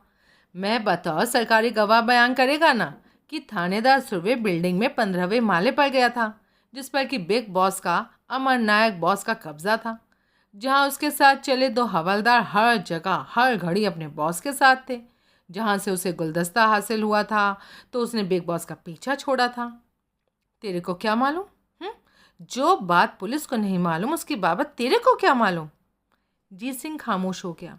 वो जानता था कि बारीक पूछताछ पर जाना जा सकता था कि उसने थानेदार सुरभि के पीछे बिल्डिंग में कदम नहीं डाला था, लेकिन उस घड़ी झूठ ही उसका आसरा बन सकता था। मैं थानेदार सुरभि के पीछे गया ना, मैंने 2 हवलदारों को थानेदार के साथ लिफ्ट में सवार होते देखा था। इत्तेफाक से उस वक्त दूसरी लिफ्ट भी लॉबी में ही थी। मैं उसमें सवार होकर टॉप के माले पर गया था। दूसरे लिफ्ट में सवार तू कैसे जान सकता था कि सुरभि कौन से माले पर गया था? नहीं जान सकता था, मैंने चांस लिया ना। मेरे को पहले से मालूम कि टॉप का भाई अमर नायक बॉस टॉप के माले पर मुकाम पाता था। इस वास्ते सोचा कि थानेदार सुरभि को भी टॉप के माले पर जाने का था। मैं दूसरी लिफ्ट से टॉप के माले पर पहुंचा तो तब मैं लिफ्ट का एक ही पैसेंजर था। तब मैंने बिना लिफ्ट से बाहर कदम रखे थानेदार सुरभि को 2 हवलदारों के साथ लिफ्ट के दाएं बाजू के फ्लैट में दाखिल होते अपनी आंखों से देखा था। बोले तो चश्मदीद गवाह, मैं पुलिस का वादा माफ़ गवाह। तब नायक बॉस अपने झूठ पर टिका नहीं रह सकेगा कि वो सुरभि से कभी नहीं मिला था। तब दोनों हवलदार भी झूठ बोलते नहीं रह सकेंगे कि वो अपने साहब के साथ बिल्डिंग की लॉबी से आगे नहीं गए थे। बड़ी लंबी ज़बान है तेरी। तेरा पोटला बनाना चुटकियों का काम है। मालूम साहब, बरोबर मालूम, पर जो तुमने को नहीं मालूम अभी वो बोलता ही ना। मैं बोल, सुनता हूँ मैंने जीत सिंह ने अपना झूठ जारी रखा। सायं के बेनाम गेस्ट हाउस के अंधेरे फ्रंट यार्ड में आपको केतकर को शूट करते देखा था। सोलंकी चौंका, लेकिन उसने खुद पर काबू पा लिया। फेंकता है साला ढक्कन, बोम मारता है साहब। बोलेगा ना ऐसा, मेरी बात को गलत साबित करके दिखा ना। सोलंकी खामोश रहा। मेरे को सायं का गेस्ट हाउस मालूम, जिसका कि कोई नाम नहीं, जिसका कि नाम का कोई बोर्ड नहीं। मेरे को वहाँ केतकर की हाजिरी की खबर तो वो क्यों नहीं मालूम जो मैं अभी बोला। सोलंकी फिर भी खामोश रहा। अभी बोले तो धोवाले के वो नीचे गोदाम में कमली किया गया। ये काम या केतकर ने खुद किया या किसी और ने किया, और केतकर को खाली लाश ठिकाने लगाने का हुक्म हुआ। कोई और कौन? नहीं मालूम। शुक्र, कुछ तो है जो तुझे नहीं मालूम। साहब, मेरा खुशकी उड़ाता है पर वांदा नहीं। साहब, तुम मेरा पोटला बनाने को बोला तो वो तुम्हारे लिए कोई बड़ी बात नहीं। तुम पोटला बना सकता, बनाए जाने का हुक्म दे सकता, पर नायक बॉस के खिलाफ मेरा बयान, मेरा हल्फिया बयान तब भी वजूद में ही होगा। वजूद के बारे में तो मैं तेरे से बाद में पूछूंगा। अब भी बोल, तेरे हल्फिया बयान में ये भी दर्ज होगा कि तूने सुरवे का कत्ल किया था? नहीं किया था। उस कत्ल के वक्त तो मैं मौका वारदात से कोसों दूर था। कई गवाह हैं इस बात के। जो गुलदस्ता सुरवे ने कबूल किया था वो उसके कत्ल के बाद तूने कब्जा लिया था। कैसा कत्ल, कैसा गुलदस्ता? अपनी कही बात से मुकर रहा है? हाँ, मुकर तो रहा हूँ। सोलंकी मुंह बायों से देखता रहा। कोई बात नहीं, बिना किसी गवाह की मौजूदगी के किसी को बोलना, जैसे कि सोलंकी बॉस को बोलना, कोई मायने नहीं रखता। या आप बोलो, मायने रखता है? जीत सिंह सहज भाव से बोला। हल्फिया बयान के वजूद की बात कर जो अधूरी रह गई थी। बयान वीडियो रिकॉर्डिंग की सूरत में है। मेरे ऑफ होते ही वीडियो क्लिप डीसीपी भोसले के पास पहुंच जाएगी। वो एक क्षण ठिठका, फिर बोला, क्लिप की एक कॉपी पुलिस कमिश्नर जुआरी साहब के पास पहुंच जाएगी और एक एक सारे बड़े अखबारों के पास चली जाएगी। बॉम्ब मारता है। देखना साहब, अगर क्लिप का वजूद है तो वो कहाँ है? एक मेहरबान फ्रेंड के पास है जो तुमरे को ढूंढ नहीं मिलेगा, क्योंकि वो ऐसा भीड़ू जिसकी किसी को कोई खबर ही नहीं, किसी को हिंट तक नहीं कि वो जीत सिंह का फ्रेंड। ढूंढना साहब। तेरा दोस्त सब जगह डिलीवर करके आएगा। आप जानते साहब, ऐसे पर्सनल डिलीवरी ज़रूरत नहीं होती। आप ये भी जानते क्यों ज़रूरी नहीं होती। कहने का मतलब ये साहब, मेरे दोस्त को पुलिस या मीडिया के पास पहुंचता पकड़ लेने की आपकी ख्वाहिश पूरी नहीं होगी। मुझे लगता है तू अपनी मौत बुलाता है। बुलाता किधर साहब, सामने बैठे ली नहीं? सोलंकी ने खामोशी से एक बार उसे ऊपर से नीचे तक देखा और अपना सर हिलाया। फिर डीसीपी का बुलावा भी आता होगा। पतंग को ढील दी थी ना, अभी वापस खींचता होगा। दूसरी डोर भी। सोलंकी की भवें उठी। जिसमें नायक बॉस को ढील मिली है। तो क्या जवाब आपका? जवाब से पहले मैं तेरे हौसले की दाद देना चाहता हूँ। मेरे सामने बैठ के इतनी ज़बान चलाना कोई मामूली बात नहीं। अब साहब, मरता क्या ना करता वाली बात है। आम हालात में मेरा जैसा कोई भीड़ू तुम्हारे सामने खड़ा भी नहीं हो सकता, लेकिन मेरे तो आगे कुआ पीछे खाई ना। आप पोटला बनाएंगे, पुलिस सूली पर टांगेगी। क्या करेगा जीत सिंह अगर तुम्हारे ये खुद के डायलॉग करने का हौसला नहीं करेगा? पर वो जुदा बात। अभी साहब, तुम अपना जवाब बोलते तो मैं नायक बॉस से बात करूँगा। नहीं, मेरे को अभी जवाब मांगता। अभी मैं जवाब नहीं दे सकता, बॉस अवेलेबल नहीं है। तुमने से जवाब मांगता। मेरे जवाब से कैसे चलेगा? चलेगा ना, लेकिन बॉस ने नामंजूर कर दिया तो? नहीं होगा। आपका नाम सोलंकी। साला डेढ़ दिमाग है तो नहीं साहब, पर तुम ऐसा समझता तो अब बीच में क्या बोलेगा? गुलदस्ते के साइज का ख्याल कर सकता है? जीत सिंह सोचने लगा। खोका? एक नहीं कई। बिग बॉस को बोले तो नो प्रॉब्लम। माल पड़ाया तो दिल दरिया। मेरे मगज में नहीं पड़ा साहब। तेरे मगज में वही बात पड़ती है जो तेरे मतलब की हो। अब क्या बोले साहब, ऐसा है तो नहीं पड़ा, अब क्या बोले? काफ़ी बोल चुका तू। सोलंकी एकाएक उठ खड़ा हुआ। अब और बोलेगा ना तो तेरी बोलती बंद करने का इंतज़ाम मेरे को अभी करना पड़ेगा, या यहीं करना पड़ेगा। जीत सिंह तत्काल उठकर अपने पैरों पर खड़ा हुआ। साहब भाव खा के बोलता है। फिर बोला, बकवास बंद करो, मेरी बात सुन जो तेरे मतलब की है। सुनता साहब? सुन और समझ। समझ, अगर ऊपरी माले में कुछ है तो बिग बॉस को पुलिस का बुलावा कभी नहीं आएगा। बिग बॉस पहले बुलावे को भी नक्की बोल सकता था। उसने ऐसा नहीं किया क्योंकि बॉस को वकीलों की राय थी कि एक बार चले जाने में कोई हर्ज नहीं था। बिग बॉस ने वकीलों की राय मानी और डीसीपी की हाजिरी भरी, पर इस मामले में अब उसे वकीलों की राय भी कबूल नहीं होगी। बिग बॉस में इतनी ताकत है कि वो ऐसा इंतज़ाम कर सकता है कि किसी पुलिस अफसर की बिग बॉस की तरफ तो क्या, चर्च गेट की हाई राइज की तरफ निगाह उठाने की भी हिम्मत नहीं होगी, भले ही वो अफसर डीसीपी भोसले हो या खुद कमिश्नर ज्वारी हो। और दूसरे, मेरे को बिल्कुल यकीन नहीं कि तूने अपने हल्फिया बयान की कोई वीडियो क्लिप कहीं महफूज की है, इसलिए अगर वो धमकी फिर दोहराएगा ना तो तेरी गर्दन काटने से पहले तेरी जबान काट दूंगा। तीसरे, मैं तेरे को ठौर मार सकता हूँ, लेकिन तू जिंदा रहेगा, ये देखने जानने के लिए जिंदा रहेगा कि पुलिस ने जिस पतंग को ढील दी थी उसे अब वापस नहीं खींचा जा सकता, क्योंकि वो कट गई। अब पुलिस के पास आजमाने के लिए जो जोर है, समझ ले वो ठंडे बस्ते में गया।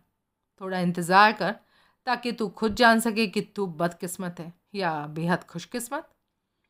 चौथी और आखिरी बात, बिग बॉस को तेरे इस कारनामे से कोई मतलब नहीं जो तूने इंस्पेक्टर सुरवे के साथ किया। यूं भले ही 4-6 भीड़ू और टपका दे, इधर किसी को वांदा नहीं, पर जो 30 पेटी रोकड़ा तेरे कब्जे में है ना, वो तेरा इनाम नहीं, बिग बॉस की अमानत है। पहली फुर्सत में उसे लौटा के आना, वरना तू किसी और की वजह से जान से जाएगा। वरना मालूम तेरे को, ना सूझे तो सोचना, ये सोच के सोचना कि उस वजह से ही तेरा जीना मरना छुपा है। आज मैं अच्छे मूड में हूँ, आज मेरा दुनिया से अमन शांति का रिश्ता है, इसलिए मैंने तुझे अपनी सोहबत का मौका दिया, तेरी गुस्ताख जुबान को नज़रअंदाज किया, वरना सोचना क्या वरना। वो घूमा और लंबे डग भरता रेस्टोरेंट से बाहर की ओर चल दिया, पीछे हकबकाए जीत सिंह को छोड़कर। शॉपिंग के 2 भारी झोले दोनों हाथों में उठाए सोलंकी सुपरमार्केट से बाहर निकला और पार्किंग की ओर बढ़ा, जहां उसकी कार खड़ी थी। दोनों झोलों में फ्रूट जूस और पैक्ड फूड की उसकी पसंदीदा आइटम्स थी, जो उस पार्टी में काम आने वाली थी, जो आज उसने खुद को देनी थी। एक कोई 30 साल का अच्छी शक्ल सूरत वाला युवक सहज भाव से उसके साथ चलने लगा। वो डेनिम की जीन्स और सफ़ेद शर्ट पहने था। उसके दाएं हाथ में जीन्स से मैच करती जैकेट थी और जैकेट के नीचे छुपा हाथ कमर तक उठा हुआ था। फिर इससे पहले कि सोलंकी ऐतराज में मुंह खोलता, उससे अपनी पसलियों में कुछ चुभता हुआ महसूस हुआ। गन की नाल है बाप, जैकेट के नीचे हाथ में, पार्किंग में नहीं जाने का, सीधा रोड पर चलने का। क्या दिन दहाड़े अगवा, मैं शोर मचा दूंगा, और मैं गोली चला दूंगा। मेरे को गन नहीं दिखाई दे रही, गोली चलेगी तो अपनी हाजिरी खुद लगाएगी ना। जानता है मैं कौन हूँ? हाँ, तुम सोलंकी बॉस, अमर नायक का खास, बल्कि खास से भी खास। और फिर भी तेरी ये हिम्मत, अभी की ना। कहाँ ले जाना चाहता है? अभी मालूम पड़ता, खाली 1 मिनट चुप रहने का। वो प्रोफेशनल जॉब थी, इसलिए सोलंकी ने खामोश रहना और निर्देश का पालन करना ही मुनासिब समझा। रोड पर एक नामालूम ब्रांड की एक बड़ी गाड़ी खड़ी थी। उनके करीब आते ही जिसका उनकी ओर का पिछला दरवाज़ा खुला। वेलकम, भीतर से एक मधुर आवाज़ आई। कार के खुले दरवाजे के करीब पहुंच के सोलंकी ने भीतर झाँका तो उसे महाडिग दिखाई दिया। उसके हाथ में गन थी और चेहरे पर आमंत्रणपूर्ण मुस्कुराहट थी। गन लहरा कर ही उसने सोलंकी को भीतर आ बैठने का इशारा किया। साथ चलते युवक ने उसके शॉपिंग बैग उससे ले लिया और परे हट गया।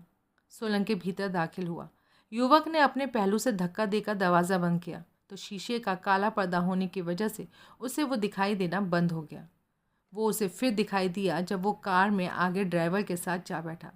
सोलंकी ने नोट किया कि कार की बाकी खिड़कियों पर भी काले पर्दे थे। कार जब चलने लगी तो महाडिक ने पैसेंजर और ड्राइवर साइड के बीच भी लंबा काला पर्दा खींच दिया। फिर वो वापस सोलंकी की ओर घूमा और जबरन मुस्कुराया। रिलैक्स, जिस पर गन तनी हो वो कैसे रिलैक्स कर सकता है? सोलंकी बोला। महाडिक ने गन जेब में रख ली और फिर बोला, आप ठीक? दिन दहाड़े अगवा? बिल्कुल नहीं, बस जरा सी मनुहा गन दिखाकर राजी से साथ चल देते। नहीं होने वाला था ऐसा, इसलिए वो थोड़ा सा जरा सा प्रेशर ज़रूरी था। थोड़ा सा प्रेशर ना काम आता तो क्या करते? शूट कर देते। कोई मुश्किल काम नहीं था। बाबला इस मामले में बहुत दिलेर है। बाबला, जो आगे पैसेंजर सीट पर बैठा है? तुम्हें कोई नुकसान पहुंचाने का तो हम ख्याल भी नहीं कर सकते। हम तुम्हें लेने आए थे, ऑफ करने नहीं, जो कि हमारा इरादा तो होता तो कोई मुश्किल काम भी नहीं था। तो तुम्हारा बाबला यूं, सोलंकी ने चुटकी बजाई, कर देता? मजाक कर रहे हो लेकिन। हाँ। कहाँ ले जा रहे हो मुझे? वहाँ जहाँ कोई और तुम्हारा इंतज़ार कर रहा है। बस थोड़ी देर और। मेरे को उस तक पहुँचाने के लिए इतना खुफिया तरीका आजमाना ज़रूरी था? खुफिया तरीका जिसके सदके मेरे को मंजिल की खबर ना लगे। एहतियात बरतने का हमें हुक्म हुआ था। किसका? अभी मालूम पड़ेगा। सब कुछ हम ही से जान लोगे तो वो क्या बात करेगा तुम्हारे से जिसके पास जा रहे हो। ये कार जहाँ भी पहुँचेगी, जहाँ जाकर एक ऑटोमेटिक डोर वाले गैराज में ही खड़ी होगी। नो। महाडिक सक पकाया। कैसे मालूम? नहीं मालूम। सोलंकी इत्मीनान से बोला। तुम्हारी खुफिया पंक्ति को ज़रा आगे बढ़ाया। वैसे महाडिक ही हो ना तुम? कैसे मालूम? अंडरवर्ल्ड के तरक्की कर रहे या तरक्की कर चुके बड़े खलीफाओं की जानकारी रखना ही तो मेरा कारोबार है। फिर तो ये भी जानते होंगे कि मैं आजकल किसका खास हूँ। तुम्हारी मौजूदा हरकत के तहत अंदाज़ा पूरा पूरा है। मैं नहीं जानना चाहता अंदाज़ा। अभी खामोश बैठने का। महाडिक का लहजा शुष्क हुआ और बाकी का सफ़र मुकम्मल खामोशी से कटा। आखिरकार सच में ही एक ऑटोमेटिक डोर वाले गैराज के भीतर जाकर खड़ी हुई। डोर कार के पीछे निशब्द बंद हुआ। गैराज के भीतर से ही इमारत में दाखिल होने का रास्ता था। ड्राइवर को छोड़कर सब जिसमें दाखिल हुए। सोलंकी को एक हॉल कमरे में ले जाया गया जिसके भीतर बाबला भी ना गया। भीतर पहुंचकर सोलंकी ने विस्मय से देखा कि वो विशाल आयताकार कमरा एक गिलास वॉल से दो भागों में बटा हुआ था। शीशा नीचे के आधे हिस्से में क्लियर गिलास था और बाकी के ऊपर छत तक जाते हिस्से में ग्राउंड ग्लास था। शीशे के पीछे एक भव्य सोफ़ा चेयर पर एक सूट बूटधारी व्यक्ति मौजूद था जो नीचे के शीशे में से सिर्फ कंधों से ज़रा ऊपर तक दिखाई दे रहा था। उसका चेहरा, सर, गला सब ग्राउंड ग्लास की ओट में थे और उसमें से उसका सिर्फ धुंधला सा अक्स ही दिखाई दे रहा था। वेलकम, बैठो। पीछे से, शीशे के पीछे से खड़खड़ाती सी आवाज़ आई। बैठने के लिए एक टेबल थी जिसके पीछे एक चमड़ा मंडी एग्जीक्यूटिव चेयर थी और सामने दो विजिटर चेयर्स थी। टेबल के मध्य में गुलाब के फूलों से सजा एक पीतल का गुलदस्ता रखा था। मेज, कुर्सियाँ और गुलदस्ते के अलावा वहाँ और कोई सामान नहीं था। महाडिक ने हौले से उसे चमड़ा मड़ी कुर्सी की तरफ धकेला। सोलंकी झिझकता सा उस पर बैठ गया तो महाडिक उससे 2 कदम परे हटकर खड़ा हुआ। महाडिक, मेहमान को बताओ मैं कौन? बिग बॉस दुबई गैंग का चीफ है। आज ही दुबई से खास तुम्हारे से मीटिंग करने के वास्ते आया। खास मेरे से मीटिंग? यानी बिग बॉस मेरे को जानता? मुंबई अंडरवर्ल्ड में ऐसा कौन होगा जो नवीन सोलंकी को नहीं जानता? कैसा सोलंकी? ठीक, बढ़िया। अभी बोले तो एक खास मकसद से मैंने तेरे को यहाँ बुलाया। पकड़ मंगवाया? बुलावे से तू आ जाता। खास मकसद बोले तो एक ऐसा काम जो तू ही कर सकता, तेरे सिवाय कोई और है ही नहीं। ऐसा कौन सा काम? मेरी अपने बॉस से, अमर नायक से सुलह कराया। मैं? मुझे इतने अदब से, इतनी इज्जत से यहाँ बुलाया इसलिए मैं कराऊँ? फिर वहीं पहुँच गया। चल खैर, तेरी शिकायत वाजिब, लेकिन मजबूरी थी। जल्दबाजी के काम ऐसे ही होते ना। हम एक ही बिरादरी हैं, आपसदारी की बात है इसलिए। हाँ, आपसदारी में पर्दादारी नहीं होती। ग्लास स्क्रीन के पीछे छुप के बैठे हो। वक्ती एहतियात है इसलिए है क्योंकि तू ये काम करने से इनकार कर सकता है। इनकार कबूल कर लोगे? जब करेगा तो देखेंगे। क्या? सोलंकी खामोश रहा। दुबई का भाई मुंबईया लहजे में बोलता था, मुंबईया ज़बान बोलता था। अभी बोले तो सुलह होगी तो मुलाकात भी होगी, जब रूबरू होना ही पड़ेगा। नकाब पहन के? माथा फिरेला। क्यों उम्मीद करते हो कि मेरा बॉस तुमरे से सुलह करेगा? नहीं करता ना, इसी वास्ते तेरे को बोल रहा। तुमने नायक बॉस को इतना नुकसान पहुंचाया। उसने कम पहुंचाया, लेकिन शुरुआत तुमने की। अच्छा चल कबूल ना। अब आगे जाकर हाथ मिलाने का क्या बोला? खाट कोपर गंगा मेंशन में तपन शाह और बेंजामिन कोस्टा की विकेट खुद मेरे को लेनी पड़ी। वो भी कुछ कह रहा था पर सोलंकी ने उसकी तरफ तवज्जो ना दी। उसने मेज़ पर पड़े पीतल के गुलदस्ते की तरफ हाथ बढ़ाया। पकड़ मजबूत हुई तो पाया कि काफ़ी वजनी था। एकाएक वो खड़ा हो गया और उसने गुलदस्ते को पूरी ताकत से शीशे की पार्टीशन पर फेंक के मारा। शीशा हजारों टुकड़ों में बिखर कर फर्श पर ढेर हो गया और उसे तब तक ग्राउंड ग्लास के पीछे छुपी सूरत दिखाई दी। तुम? सोलंके के मुंह से निकला। तब तक सकते में आया महाडिक उस पर झपटा। बड़े उग्र भाव से उसने सोलंके को पीछे से अपनी बाहों में जकड़ लिया, लेकिन इससे पहले कि वो सोलंके का कोई बुरा हाल करता, उसके बॉस की चाबुक की फटकार जैसे आवाज़ बड़े कमरे में गूंजी। छोड़ दे। अनिच्छा से महाडिक ने अपनी पकड़ ढीली की। बाजू हट। महाडिक उससे परे हटकर खड़ा हो गया। चूर चूर शीशे के टुकड़ों पर कदम रखता दुबईया बॉस मेज़ के करीब पहुंचा।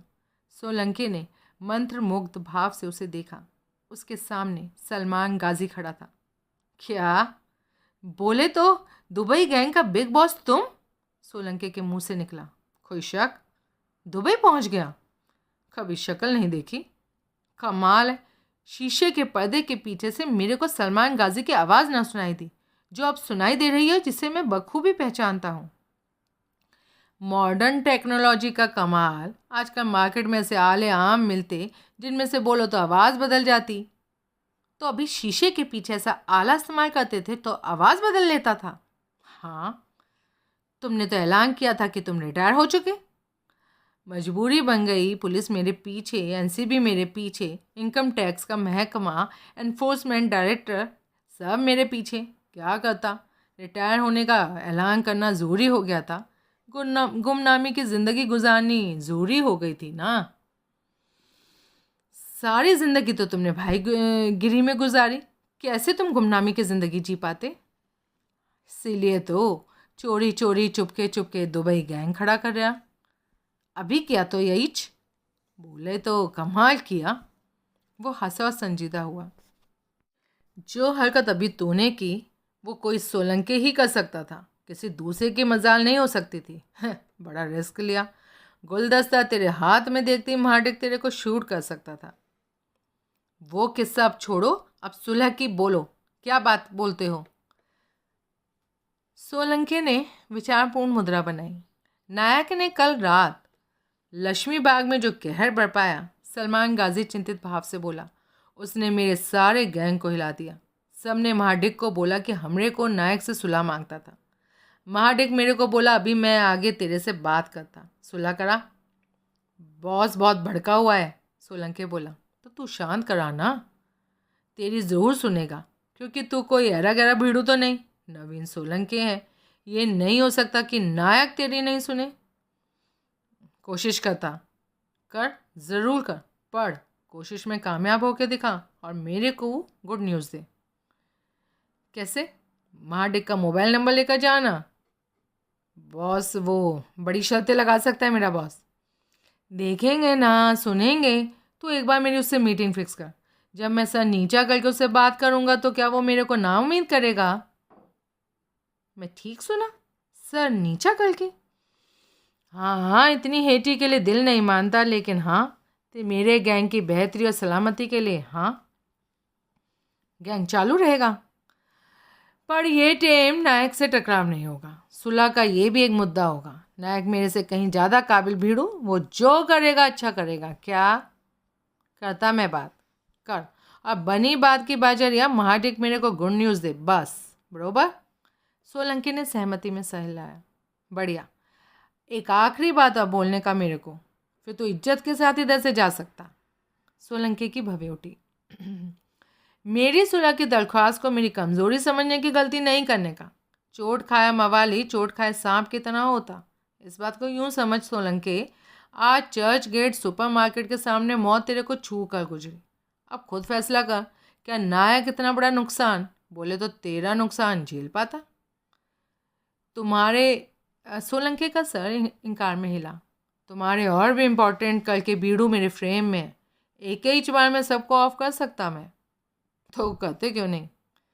क्योंकि मैं अपने पर फोकस नहीं मांगता। अभी गोवा के मेरे केस सेटल नहीं हुए, इस वास्ते मेरे को अपने आप पर एक्स्ट्रा करके फोकस नहीं मांगता। मैं मुंबई में गैंग वार की वजह नहीं बनना चाहता। तो ये बात पहले नहीं सूझी?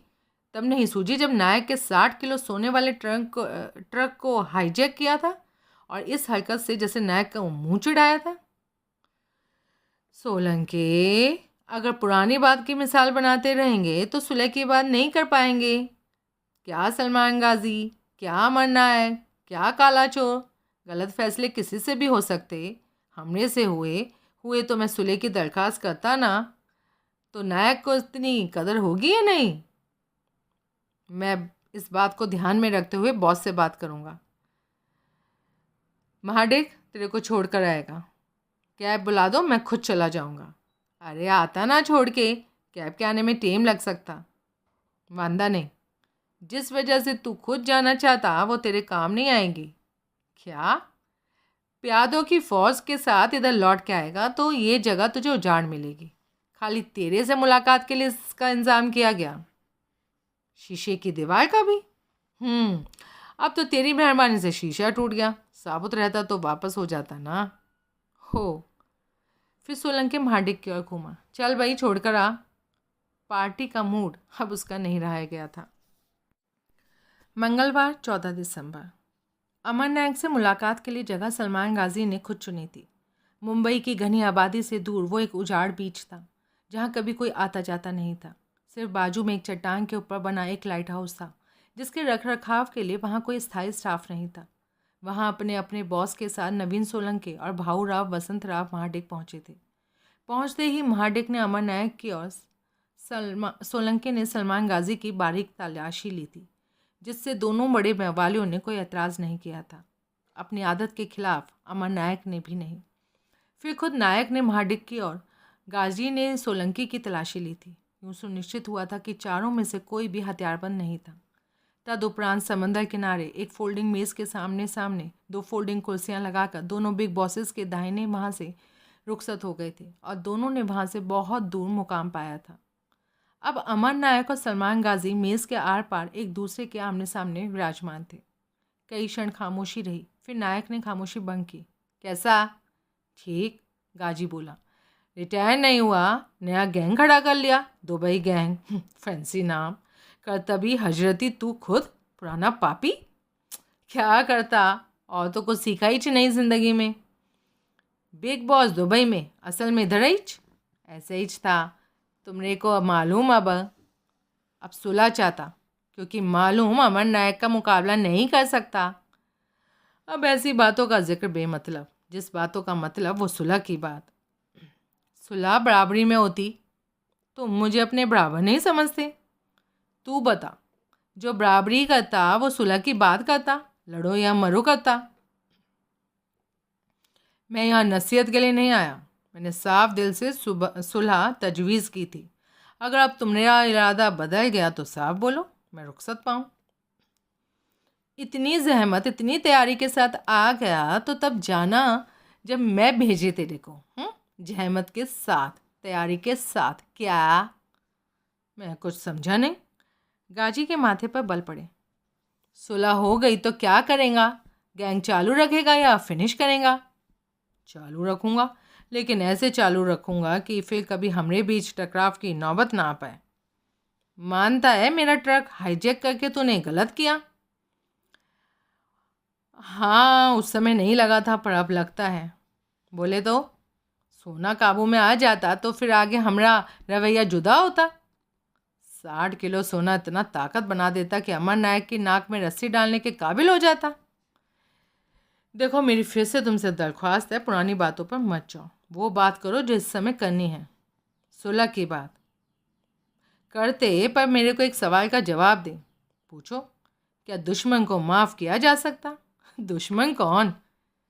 मैंने सवाल पूछा, जवाब दे। मेरे को बोल, मैं जवाब दूँ? मालिक हो, जो मर्जी करो। माफ़ करना ईश्वर का काम, बोले तो अल्लाह का काम। हाँ तो मेरा काम जल्दी से जल्दी दोनों की मीटिंग अरेंज करना है। किन दोनों की? दुश्मन की और ऊपर वाले की, जिस किसी नाम से भी तो उसे याद करना चाहे। अरे गुस्ताखी माँ बाप, मेरे को पल्ले नहीं पड़ा। वो लाइट हाउस देख रहा? हाँ, क्यों? उस पर कोई केयर टेकर नहीं होता? क्यों नहीं होता? मेरे को खबर। इस वक्त उसके टॉप की गोल राहदारी में, जिसको कि ऑब्जर्वेशन गैलरी बोलते, एक स्नाइपर मौजूद है। स्नाइपर समझता ना? मैं समझाता। मेरे को सोलंके ने समझाया। स्नाइपर उसको बोलते जिसको किसी भी फासले से राइफल से सच्चा अचूक निशाना लगाने में महारत होती। मेरे को क्यों बता रहे? अभी सुन ना। लाइट हाउस में ये टीम जो स्नाइपर मौजूद, ये टीम उसके कब्जे में जो टेलीस्कोप वाला राइफल मौजूद है वो अमेरिका में बनी, और ये राइफल इतनी पावरफुल है कि हाथी का माथा फाड़ सकती, एक गोली से 6 भीड़ू ऑफ कर सकते। मेरे को क्यों बता रहे? नहीं समझा? सलमान गाजी, ये टीम उस स्नाइपर की राइफल का निशाना तू है। गाजी के सारे शरीर में ठंडक की लहर दौड़ गई। मेरे एक इशारे पर वो राइफल का ट्रिगर खींचेगा और तू मेरे सामने मरा पड़ा होएगा। वो हकबकाया सा नायक का मुंह देखने लगा। नायक ने उसके चेहरे से खून निचड़ा साफ देखा। दुश्मन से दोस्ती करना सांप को दूध पिलाने जैसा होगा। जब मौका लगेगा तो पलट के काट खाएगा। इस बात का कतई लिहाज के बिना कि जिसको काटा था उसने उसको दूध पिलाया था क्या? गाजी के मुंह से बोलना फूटा। और फिर भाईगिरी का असूल, हाथ आए दुश्मन को जिंदा छोड़ना नादानी। लेकिन मैं तो दुश्मन नहीं, मैं तुमसे सुलह का तमन्नाई हूँ। तेरे को सुलह मांगता क्योंकि संभलने के लिए टेम मांगता है। सुलह की ओट में ताकत बनाएगा, फिर सांप का माफिक उसी को काटेगा जिसने दूध पिलाया। नहीं, दुश्मन थोड़े किए ख़त्म नहीं होता ना, समूल नाश से ख़त्म होता। तो पेड़ ख़त्म तब होगा जब जड़ से उखाड़ कर फेंका जाएगा।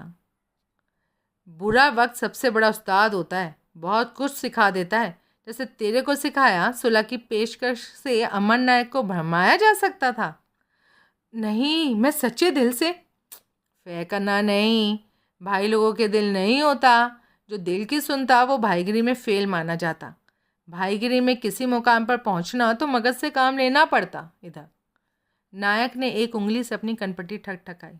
पर तेरे को मालूम होना, कोर्ट कचहरी के शिकंजे में फंसने से पहले भी तो खुद भाई ही था। गाजी खामोश रहा। रह रहकर उसकी निगाह लाइट हाउस के टॉप की ओर जा रही थी।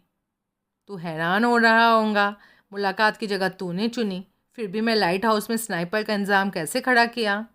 तो बोले तो तू कहीं भी कोई भी जगह चुनता, मैं वहाँ तेरे विकेट लेने का इंतज़ाम खड़ा करके दिखाता। ये फ़र्क सलमान गाजी होने में और अमन नायक होने में। ये फ़र्क है सुलह की दरख्वास्त लगाने वाले में और सुलह की दरख्वास्त कबूल करने वाले में। अब खुशी खुशी जा और अपने खुदा को बारगाह में अपनी हाजिरी लगा। शुरू से ही नायक के हाथ में एक सफ़ेद रुमाल था, जिस पर से तब उसने अपनी पकड़ ढीली कर दी।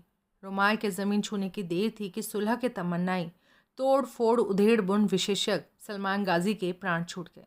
निशब्द पहले वो आंधे मुंह मेज पर गिरा, फिर वहाँ से लुढ़क कर नीचे ज़मीन पर ढेर हुआ। नायक ने लाइट हाउस की तरफ घूमकर अपना अंगूठा सिर से ऊपर उठाकर स्नाइपर को संकेत दिया कि अपने इम्तिहान में वो पूरे नंबरों से पास हुआ था। महाडिक दौड़ता हुआ वहाँ पहुँचा। उसके पीछे पीछे सोलंके था। बॉस को क्या हुआ? वो डरता हुआ बोला। मैंने उसे गिरते हुए देखा। देख, मर गया। अब बोल, तेरी क्या मर्जी? मेरी मर्जी? गाजी की लाइफ में तो उसका नंबर 2 था, अब नंबर 1 बनने को दिल मचलने भी लगा होगा। नहीं बाप, मैं ख्याल भी करे तो ऑफ करना। मेरा यकीन करना बाप, इस मिनट से दुबई गैंग का वजूद ख़त्म। फिर तो समझ तेरी जान बच गई। थैंक यू बोलता बाप। गैंग की बचत कुचत को हैंडल कर लेगा? सोलंके ने पूछा। एंड परफेक्ट करके। बॉस इजाज़त देगा तो रिपोर्ट करने आऊँगा सबूतों के साथ। महाडिक के स्वर में आत्मविश्वास का पुट आया। देखेंगे, हमारे जाने तक यहीं रुकने का, बाद में जो जी आए करना। क्या? महाडिक ने व्यग्र भाव से सहमति में सर हिलाया। उपसंहार। आइंदा बहुत कुछ आनन फानन हुआ। मसलन सलमान गाजी पर क्या बीती किसी को खबर नहीं थी। अंडरवर्ल्ड में कोई दुबई गैंग का नाम लेकर राजी नहीं था। डीसीपी भोसले की मुंबई से पुणे तुरंत प्रभावी ट्रांसफ़र हो गया। एसीपी पारेख को पुलिस ट्रेनिंग स्कूल का इंचार्ज बना दिया गया, जो कि स्कूल के हेडमास्टर जैसी डेस्क जॉब थी। उपरोक्त दोनों अधिकारियों के ट्रांसफ़र के बाद पीछे किसी ने अमर नायक से पूछताछ जारी रखने में कोई खास दिलचस्पी नहीं ली। फिर कोई नया बड़ा केस आ जाता तो पुराने की तरफ से तवज्जो वैसे ही हट जाती थी। अमर नायक से पूछताछ बंद हो गई तो जीत सिंह टैक्सी ड्राइवर से पूछताछ अपने आप ही बंद हो गई। महकमा या मीडिया या पब्लिक कभी ना जान सका कि इंस्पेक्टर सदाशिव राजाराम सुर्वे का कातिल कौन था। ना ही इस बात का कोई खुलासा हो सका कि चर्च गेट की 15 मंजिल इमारत पर दबिश वाले दिन इमारत के भीतर जाकर वापस निकलते वक्त जो भारी एयरबैग इंस्पेक्टर सुर्वे के साथ था वो उसे किसने दिया था, उसमें क्या था, और वो सुर्वे के कत्ल के बाद कहाँ गायब हो गया था। असलियत सोलंके को मालूम थी, लेकिन जीत सिंह के बयान की ही मालूम थी, वरना कभी मालूम ना हो पाती। बाद में वो नतीजे सामने आए। उन्होंने जीत सिंह को मानने पर मजबूर किया कि सोलंके से संपर्क साधने में उसने जल्दबाजी की थी। आइंदा जो हुआ वो तो नायक की वजह से होना ही था और उसका फल जीत सिंह को मिलना ही था। सोलंके ने उसे साफ तो बोला था कि आइंदा हालात जो खास करवट बदलने वाले थे वो उन पर निगाह रखे। उसे निगाह रखी, सस्पेंस में देर तक रखी। जो नतीजा आखिर में सामने आया वो यही था कि थानेदार सुर्वे के कत्ल के सिलसिले में उसको फिर कभी पुलिस का बुलावा नहीं आने वाला था। नहीं आया। सस्पेंड हुए हवलदार विजय पवार और पवन जोशी आखिर तक अपने बयान पर दृढ़ता से कायम रहे कि दबिश वाले दिन वो इंस्पेक्टर सुर्वे मरहूम के साथ चर्च गेट की 15 मंजिला इमारत में उसकी लॉबी तक ही थे। फिर उन्हें उस बयान से हिलाने वाला भी तो अब कोई नहीं था। नतीजन उनका सस्पेंशन वापस लिया गया और उन्हें उनकी ड्यूटी पर बहाल किया गया। फिर किसी अमर नायक से गुलदस्ता थामने के लिए महकमे में ये खुसर पुसर आम थी कि अमर नायक के खिलाफ जो तफ्तीश जारी थी उसको ठंडे बस्ते में नहा के नहीं डाल दिया गया था। उसको उस हाल में पहुंचने के पीछे तगड़ा रोकड़ा चला था जिसको अदा करने वाला अमर नायक के सिवाय कोई नहीं हो सकता था। नायक के खिलाफ केस ना ठहरा। पुलिस को उसकी पड़ोसी कहानी हजम कराई गई कि सब किए धरा उसके पड़ोसे के मुलाजिम समील केतकर का था, जिसकी खुद की भी बड़ी रहस्यपूर्ण परिस्थितियों में हत्या हो गई थी। तमाम सिलसिला यही साबित करता था कि गुलदस्ता थामने वाले हाथ महकमे में नीचे लेवल तक ही सीमित नहीं थे, एन ऊपर तक मौजूद थे। वरना डीसीपी भोसले के इकाई ट्रांसफ़र ना हुई होती, वरना एसीपी पारेख को हेडमास्टरी ना मिली होती। अगर दुर्गत पर गौर किया जाए तो वो सबसे ज़्यादा जीत सिंह की हुई। हाकिम ने जीना हराम किया, 2 बार मार खाई, खून से हाथ रंगे, 30 पेटी का प्रोत्साहन पुरस्कार मिला तो वो बाकायदा अमर नायक के दरबार में हाजिरी भर के लौटाना पड़ा। वो रकम नायक के लिए कोई अहमियत नहीं रखती थी, लेकिन सोलंके का उसकी बाबत हुक्म सुनाना ज़रूरी था। रकम भले ही असल से आधी होती, 1/4 होती और भी कम होती, उसकी बाबत हुक्म होता तो यही होता कि फ़ौरन वापस की जाए। भाईगिरी का कारोबार ऐसे ही चलता था, दहशत के आसरे।